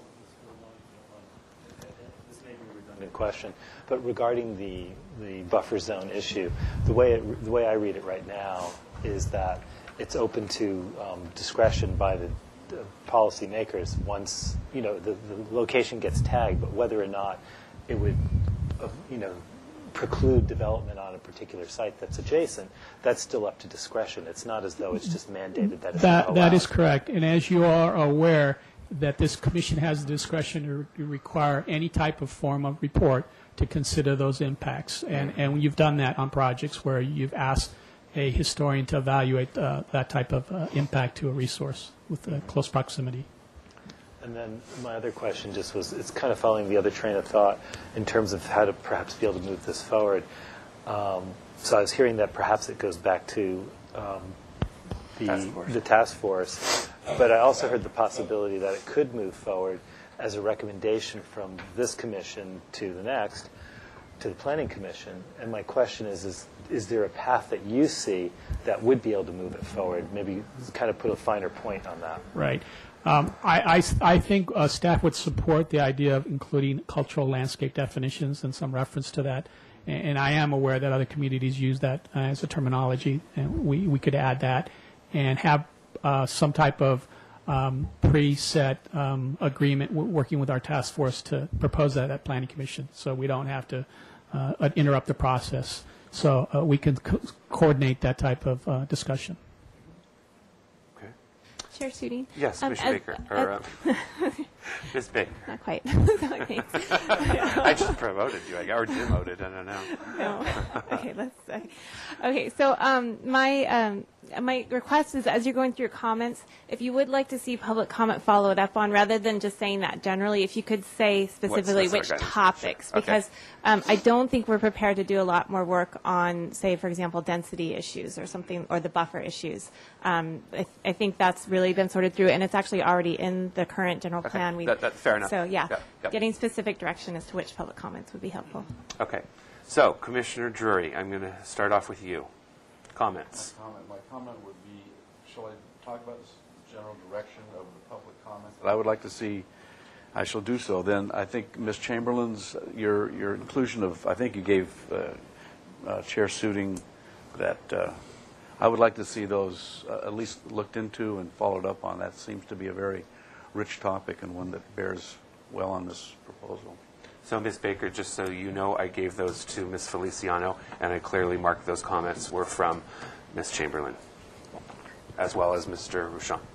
So she has them. The rest of my comments would be, I'd like to see this proposal move forward, and the chain of communication be open. And unfortunately, the Commissioner Murray and Commissioner Rios will have to have another meeting, it seems like. Thank you. Okay. Commissioner Boucher, anything to add? I would agree with those comments. Commissioner Sharp. Well, other than the fact that I thank you all for so many hours and so many meetings, and I know it was difficult at times, and as Ms. Day says, exhilarating at times, but it's an amazing document that we are forever appreciative, and is Santa Barbara. That's all. Okay. Commissioner Murray. Yes, I really want to thank all of the members of the task force. There's so many of them who did the lion's work of all this work, and I would really like them to be all recognized. And it's so true. We would go on, and then we would get lost, and Mary Louise Days was always there to bring us back to don't get lost. I also just want the Commission to put their approval in this on this element and send it on. I think the path of that Jaime was talking about, the easiest and the least time path to bring this to the Council. The cultural resource, cultural landscape, that is easy to do. I just do not see any big major part that can hold it up, and the sooner we get it to the Council, the better. So that would be my request to each of you. Okay. Any other public comment items that you feel should be forwarded to Planning Commission other than the cultural landscape? Because I don't want to put you on the spot, but that's what we've been tasked to do. I think the cultural landscapes is about the only one. I think the other concerns I saw were addressed in the element already, so I do not have any specific response. I'm going to ask Commissioner Rios the same question. Commissioner Lavoie, do you have any comments? Yes, Mr. Chair. I share in the appreciation of the great amount of work that has been done, having sat through some of these, not this committee, but other committees. I realize how much work and how much dedication it is to show up for meeting after meeting after meeting. And I greatly appreciate the effort. I do very strongly feel that the language about cultural resources needs to be incorporated into the document before it proceeds any further. This is the current understanding and use of language known by the historical preservation community, and it reflects the current thinking of addressing buildings, or historical resources, not just as a building in its skin, but its setting, and the appreciation of the setting contributing to that resource is immensely important and is just now being appreciated. I think if this new document needs to incorporate that language in its entirety, and also the edits by Mary Lou Days, who's particular about these things, and I know her well. Otherwise, great appreciation for the effort. And just to maybe clarify a little bit what you said, you specifically mentioned cultural resources, but I think Ms. Chamberlain was speaking cultural landscapes. Oh, cultural landscapes. Am I Cultural correct, landscape. Ms. Chamberlain? Yes. Thank you. Yeah. Thank you. Okay. So it's not just cultural resources, it's cultural landscapes. Landscape language. Thank you, Mr. Lavoie. Commissioner Rios, any comments? And specifically what you would like to see forwarded to Planning Commission? Well, I would like to take a couple of minutes to say some things about the work. Without Joe Rochon and Sheila Lodge and Mary Louise Days and Jean, we would not be anywhere where we are now today. They were not officially voters, but when we started the group, we made it very clear that any input was going to be accepted, it was wanted, would be evaluated. We ran it with a discussion type mode so that people could speak. Forrest Kellenfort, yeah, he was there every time. It was an intense time. We went word by word on some sentences. I personally feel that this document is very important. Historic preservation, historic Santa Barbara is one of the main tourist attractions that we have, and this protects that attraction, and it's very, very important to the economics of this city. And I was very pleased with the way the committee functioned, and I'm very grateful for what we have and all the time that was put in on it.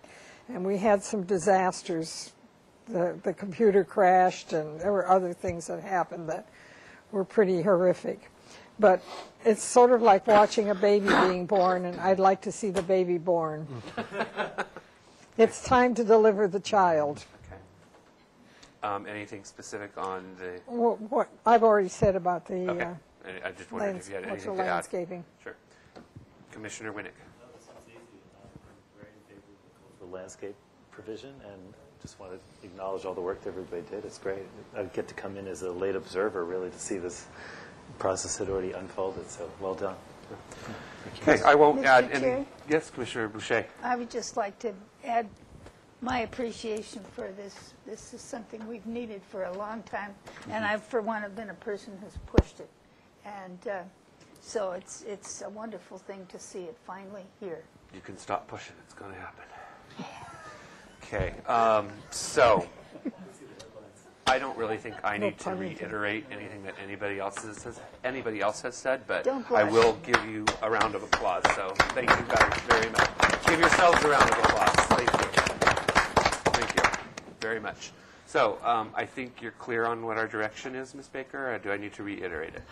Yes, so I understand that you're supportive of this document getting adopted by council as soon as possible with the public comments regarding cultural landscapes and Mary Louise Days' comments being addressed in that process, perhaps at the Planning Commission level, and that there's likely going to be needed a Historic Resources Element Task Force meeting somewhere in between those upcoming meetings. Okay.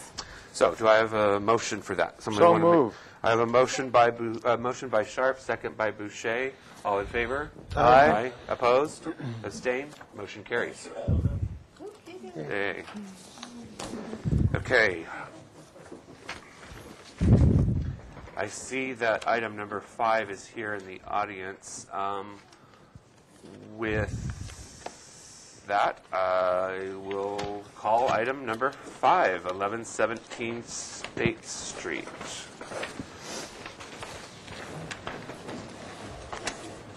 Break out the champagne.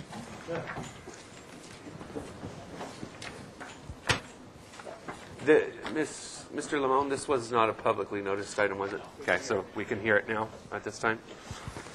Mr. Six.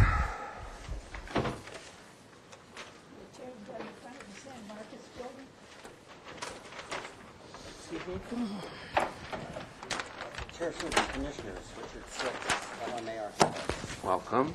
Why don't you turn that mic on and speak into it? Okay. It's got to be a little closer. Richard Six, LMA Architects. I'm here to Closer. present. Come a lot closer to it. Come a lot closer. Richard Six. All right, let Mr. Six LMA have. Architects. Yes, let Mr. Six have the floor, please. I'm here to present, I think it's a long time due, a facade remodel for 1117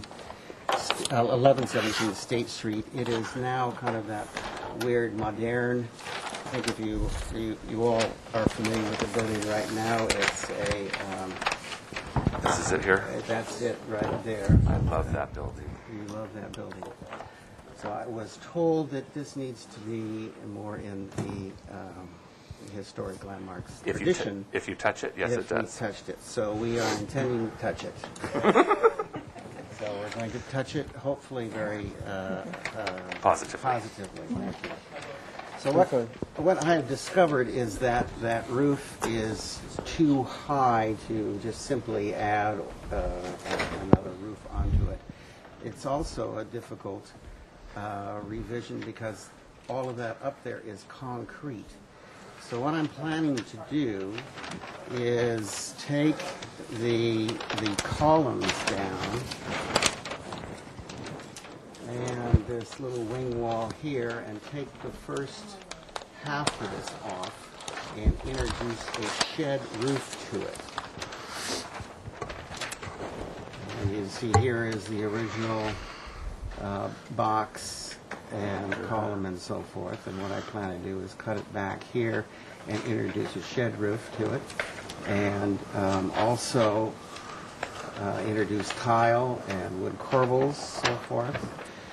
We also have very contemporary looking headers across there. What I plan to do is to raise the center one in order to appreciate the volume in the middle, and raise the headers and get more plaster before I introduce sloping tile on the flanking elements.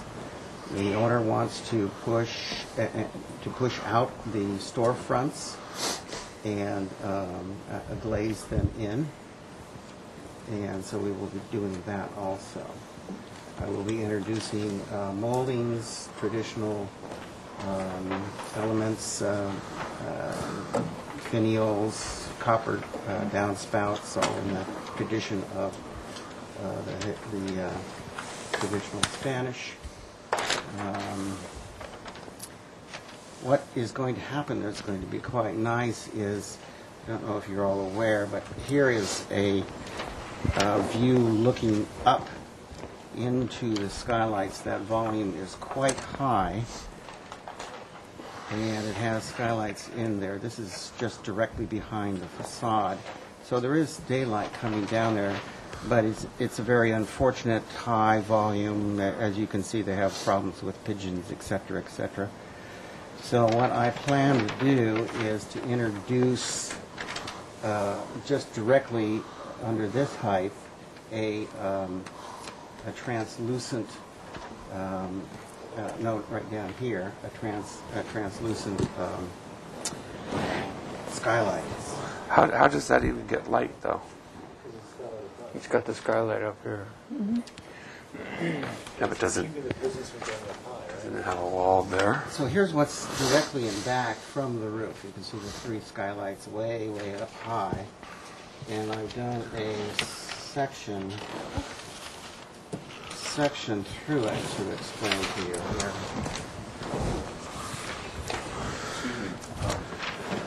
For orientation, building to the right, is that the Woolworth building? The 1129, yes. Okay. It's really the San Marcos building is the correct terminology. Those are existing, so it's just putting of... Go ahead, continue, Mr. Six. So does everybody understand? Yep. So the high skylights here, it's all open right now. I plan to introduce a lower, and even in the interiors, as this gets enclosed, I'm hoping that we can introduce also a interior skylight. So I think as you walk under here, you'll get a very delightful illuminated skylight. Because of the concrete form, I've pulled, instead of trying to cut into the concrete, I've pulled and manipulated the surface above that opening by pulling and furring out about 2 inches, introducing some scoring and so forth. I've studied that since I submitted, and think that it's more successful with a sequence of 3 arches. I think that makes a little more sense, and I like this a little better, and so forth. Dentals on the flanking roofs. What else can I say? Do you need anything to the rear of the building? The rear of the building, we are thinking of introducing. It's right now. It's very again in that modern look here. So since we submitted, You're going to spoil that beautiful back.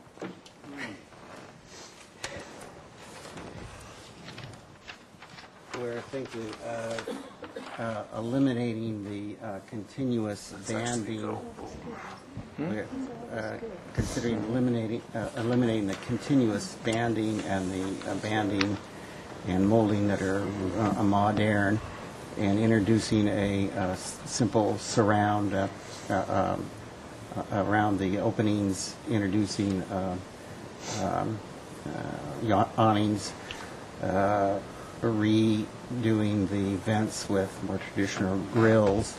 And this is proud about 4 inches, you say? Yes, proud of about 4 inches. Introducing moldings to the top parapet and to the entablature, and an OG underneath that simple rectangular band.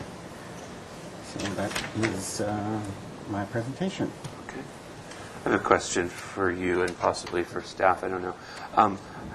I know that this building went through several remodels within the last maybe 20 or 30 years, particularly at street level. However, I don't think that they very much touched the rear of the building or the top of the building here, and was wondering how old this building is and what is its character. We would have to have Nicole here for that. She would have to research it. I don't know. It's the old Jack Rose building. Wasn't Lerner Shoes there? No, Lerner's was next to it. So furniture, was it Danica House? Yeah. No. No, not It was originally Jack Rose. There was Lou Rose was above it. Okay. Dates me. So the question, was this a historic building? Well, you know It what? was thinly veiled, yes. It's a valid question. Actually, It is. I mean, Sorry. Yeah. Ms. Gantz? It's been way altered, is what I can recall. Yeah. So I think it. The ground floor, for I think sure. when it got turned into D. Crosby Ross. Yeah, right. Is when it got totally obliterated. Yeah. I'll just continue with a real quick question. Is there any way for you to penetrate that concrete and make those actual openings? We pushed that and discussed that with the owner, and he did not want to do that. Okay. It becomes, once you do that, you're dealing with fake windows, and Could just be an opening. Yeah, but what you Birds, see yeah, back there still is not too great. Okay. Let's start with questions from Commissioner Winnick. Okay, Commissioner Arias. I'll pass. Commissioner Lavoie. Richard. It's an interesting proposal for the building, and I can appreciate how difficult it was to even think of what to do with it other than tear it down. And I'm sure you had that discussion with the owner or yourself more than once. I think your second proposal with the arches is perhaps more successful. They need to perhaps be a little bit taller and or narrower. And this question? I'm sorry. I don't I'll just have any end with the questions. question, don't you think? I don't have any questions. Commissioner Murray, no questions. Commissioner Sharp, Sorry. No questions. Commissioner We still Boucher? love you. I'm ready to go home. No. Commissioner No. Drury, any questions? Yes. Do you have a preference between the arch concept and the first proposal? Yes, that's The why arch. I introduced the arch. The arches. Okay, comments? Oh, you came up with a question, okay. Just on this, I just wanted to ask, because you described you're liking this option with the arches, but you didn't describe much about those two openings that are showing with the two wrought iron pieces over them, those tall rectangles. So are those also true openings, or are those just relief? Those, because they're done in plaster and so forth, those are quite wide walls, so they could be deep, So it's- 6 to 8 inches. So they're deep relief, they're not actual openings. No, they're not actual openings. That would conflict with the ins and outs of the attics and so forth. And then I have one other question. On the back elevation, which I give this one back to you. Thank you. I just wanted to know what you're envisioning for the grills. Are those plaster grills set within the facade? No, I was thinking of bronze So they're- grills, okay. with the Thank you. decorative patterns. Did you come up with any other questions, Commissioner Rios? No. Okay, then comments. Mr. Winnick. I prefer the one with the arched windows. My biggest concern is just the amount of relief. I'm always concerned when one does arched windows or any kind of application to a facade. If it's too thin, then it looks fake. And the same comment would apply to the cornices and the OGs that are being added to the building, that they just be deep enough and sufficient to feel real and not pasted on. Okay. Commissioner Rios.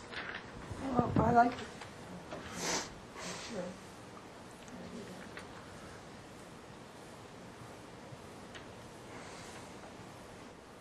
I like the concept. I think all it does is show red.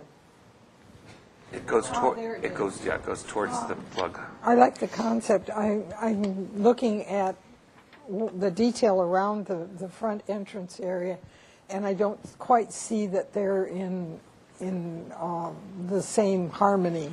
And so I would think that maybe the entranceway should be looked at a little more carefully. But I think it's an upgrade for the area by a great deal. Okay. Commissioner Lavoie. I would agree. And I would suggest, actually, it isn't that large a building, that I think it would benefit from some simplification, like no dental molds on the side, and perhaps carry the wall plane up into the arch, and then just have the arches without a pattern behind them. It'd be subtler and simpler, and I think better. I find that diapering pattern particularly contemporary and postmodern, and I always sort of like it. It never really reads like the drawing does. That I think it'd be better. Lavoie, you would take this all plain. Yeah, just up, and then just let that read as an exaggerated sort of like comb mold. Yeah. Commissioner Murray, any comments? The arches. Commissioner Sharp. Thank you. I think this is a very good solution to a project that should never have been when it was made into D. Crosby Ross.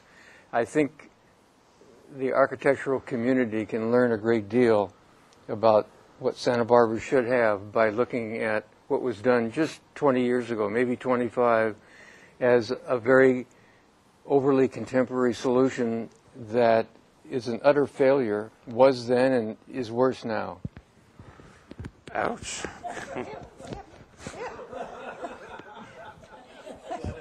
Are you saying my solution is worse now? What Mr. Sharp means to say is... He likes it. It's Commissioner Boucher. It's a good project. I think Microphone. the back of this building is one of the worst facing a parking lot in Santa Barbara, and so I'm delighted to see what you're proposing for the back. I think you've done something really nice here, and I think it'll kind of obliterate something that doesn't work. Okay. Commissioner Drury, comments? Yes, I agree with the comments, and I was having problems with the arch, but Commissioner Lavoie suggestion of taking the molding out and running the wall straight up without any pattern is a great solution. I was liking the original concept because it related to the Woolworth building, the San Marcos building next door, but I can support the arches certainly. The only it's not a negative comment, just perhaps a question, dare I? Yeah. Is the unadorned area above the pitched roof with the tiles on it, those two long rectangles? I don't know that it would be seen even from you wouldn't see it from that sidewalk. You'd see it from I don't know about this here. You might see it across the street. Yeah, I don't know. Does that bother any of the other commissioners? I think the plainer it is, or the less adornment it has, the more it's going to recede and not become an issue. You start putting something on it, it's going to attract more attention to it. And so my only other comment would be, I think this is a great solution to an architectural monstrosity on State Street. Thank you. Okay, well, I have... Huh? It goes Yeah. final. Yeah. I actually have a question for Mr. Lavoie, or Commissioner Lavoie. If we follow your advice of continuing the wall plane, which I like, it would make me want to reconsider whether or not I'd do the arches or go back to the rectangles. And I know that the applicant's preference was for the arches, but I'm wondering if it goes into that aesthetic, if it makes more sense. Just because I saw the image back up on the screen, and that's what makes me ask that question. Do you feel like answering, or? Yeah, thank you. I think the arches are softer, and not it sort of adds to the delight of the building, and that everything isn't square. I mean, it sort of takes off the squarey edge of what's there. May I also add one more comment? Yes. I think that the rear elevation is just a wonderful, wonderful thing. It's again, back to front, it's a good project. Good. Okay. May I say one more thing? I don't know. I think you've said quite enough. Could be. I think that an elliptical arch possibly would be better than just a simple arch as you see it there. Okay. Just a thought. Just a thought. All right. I take a different approach to this. I rather like the building, particularly the upper part of it. Agreed, the ground floor was manipulated and bastardized 20, 30 years ago. But this is one of the few buildings on State Street that is modern, and it's a delight to look at because it was executed so elegantly above the ground floor. However, your solution is acceptable. I am not in favor of the closed arches. I think those should be open. I can understand what you're saying, that the behind is not pretty. Mr. Lavoie came up with a decent solution, but I think that, again, maybe he already mentioned that this, or maybe it was Mr. Winnick, that this plane needs to be considerably proud of this plane behind, so that there is that relief and shadow. And 4 inches isn't enough. I don't think you mentioned what it was, but I think it needs... Yeah, you did. I said 2 inches. 2 inches. Yeah, I thought a delicate would be better.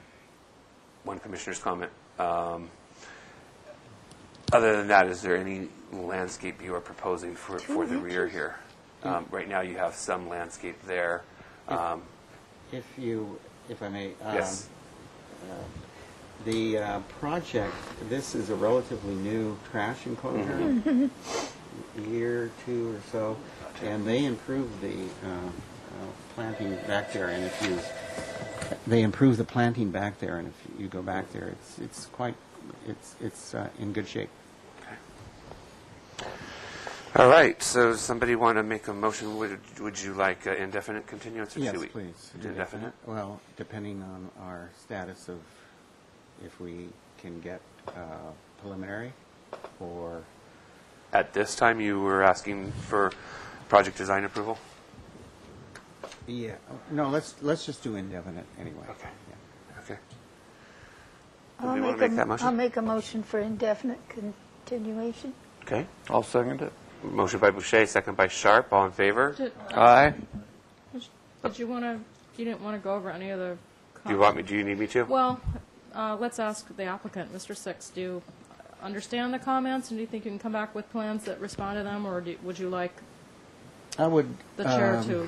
Yes, I would like to get a summary and a more definite idea on the depth of the front arches or relief. Okay.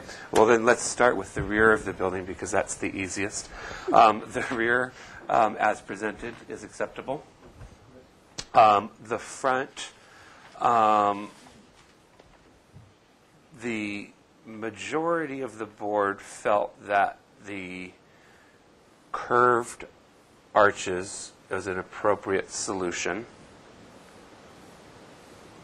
However, the arch may want to be restudied proportionally. And maybe the depth thereof. I'm getting there. Okay. Let me finish, and if I miss anything, then I'll ask you guys to chime in. Sorry.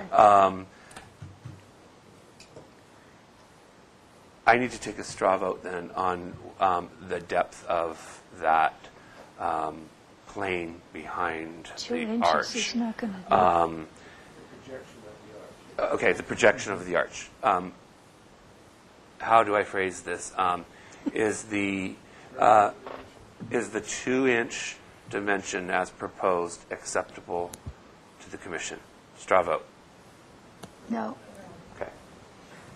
There you have it. No, let's send him away with a number. Yes, I agree. You want to send him away with a number? You want a number? Oh, yes. I vote 6 inches. 6 is fine with me. Anyone else? Yeah. Okay. So the arch shall project 6 inches forward of the wall plane. Simplify the base. The detail. Well, here, let me sit. Okay, wait a minute. Simplify the base of the arch by making it in the same plane with the enclosure. Okay? Simplify the detailing on the building, such as eliminating the dental work on the flanking sides. On front and sides? No, on There is no flanking sides. sides. On flanking? Flanking. Yeah.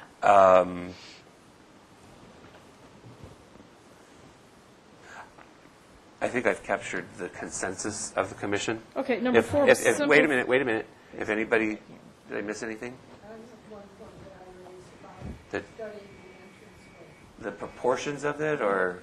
I'd just like to see better drawings of exactly what's proposed there. The drawing to me are not totally clear. Okay. So I'd like to know a little bit more about it. Should we add then continue detailing and studying the middle opening? Yeah, the middle entrance, yes. Okay. Continue. Studying and detailing the middle entrance, the middle opening. Okay. All right. Now, everybody satisfied? I have a question. Yes. Okay, comment 4, simplify the base of the arch by making it within... Making it coplanar. Oh, with, just making it coplanar. And then the 7th item was study the detailing of the middle entrance? No, study and continue studying and detailing. Oh. Yeah, the middle entrance. We don't have the details. Okay. So... Well, we need some drafted plans, not just a... Yeah. Okay. So, is the maker of the motion and the Yes. seconder okay with those comments? Yes. Okay. All in favor? Aye. Opposed? Abstain? Motion carries. I want to go home. Are you clear on the motion? Let's go. Great. We're keeping this and this. And those Well, we photos. have that No, already. Okay. We have one of those, Richard. You don't need. In fact, we have this plan too. We have everything. Well, the upper part of the building is not ugly. It's very elegant, I think. All right, we are in recess.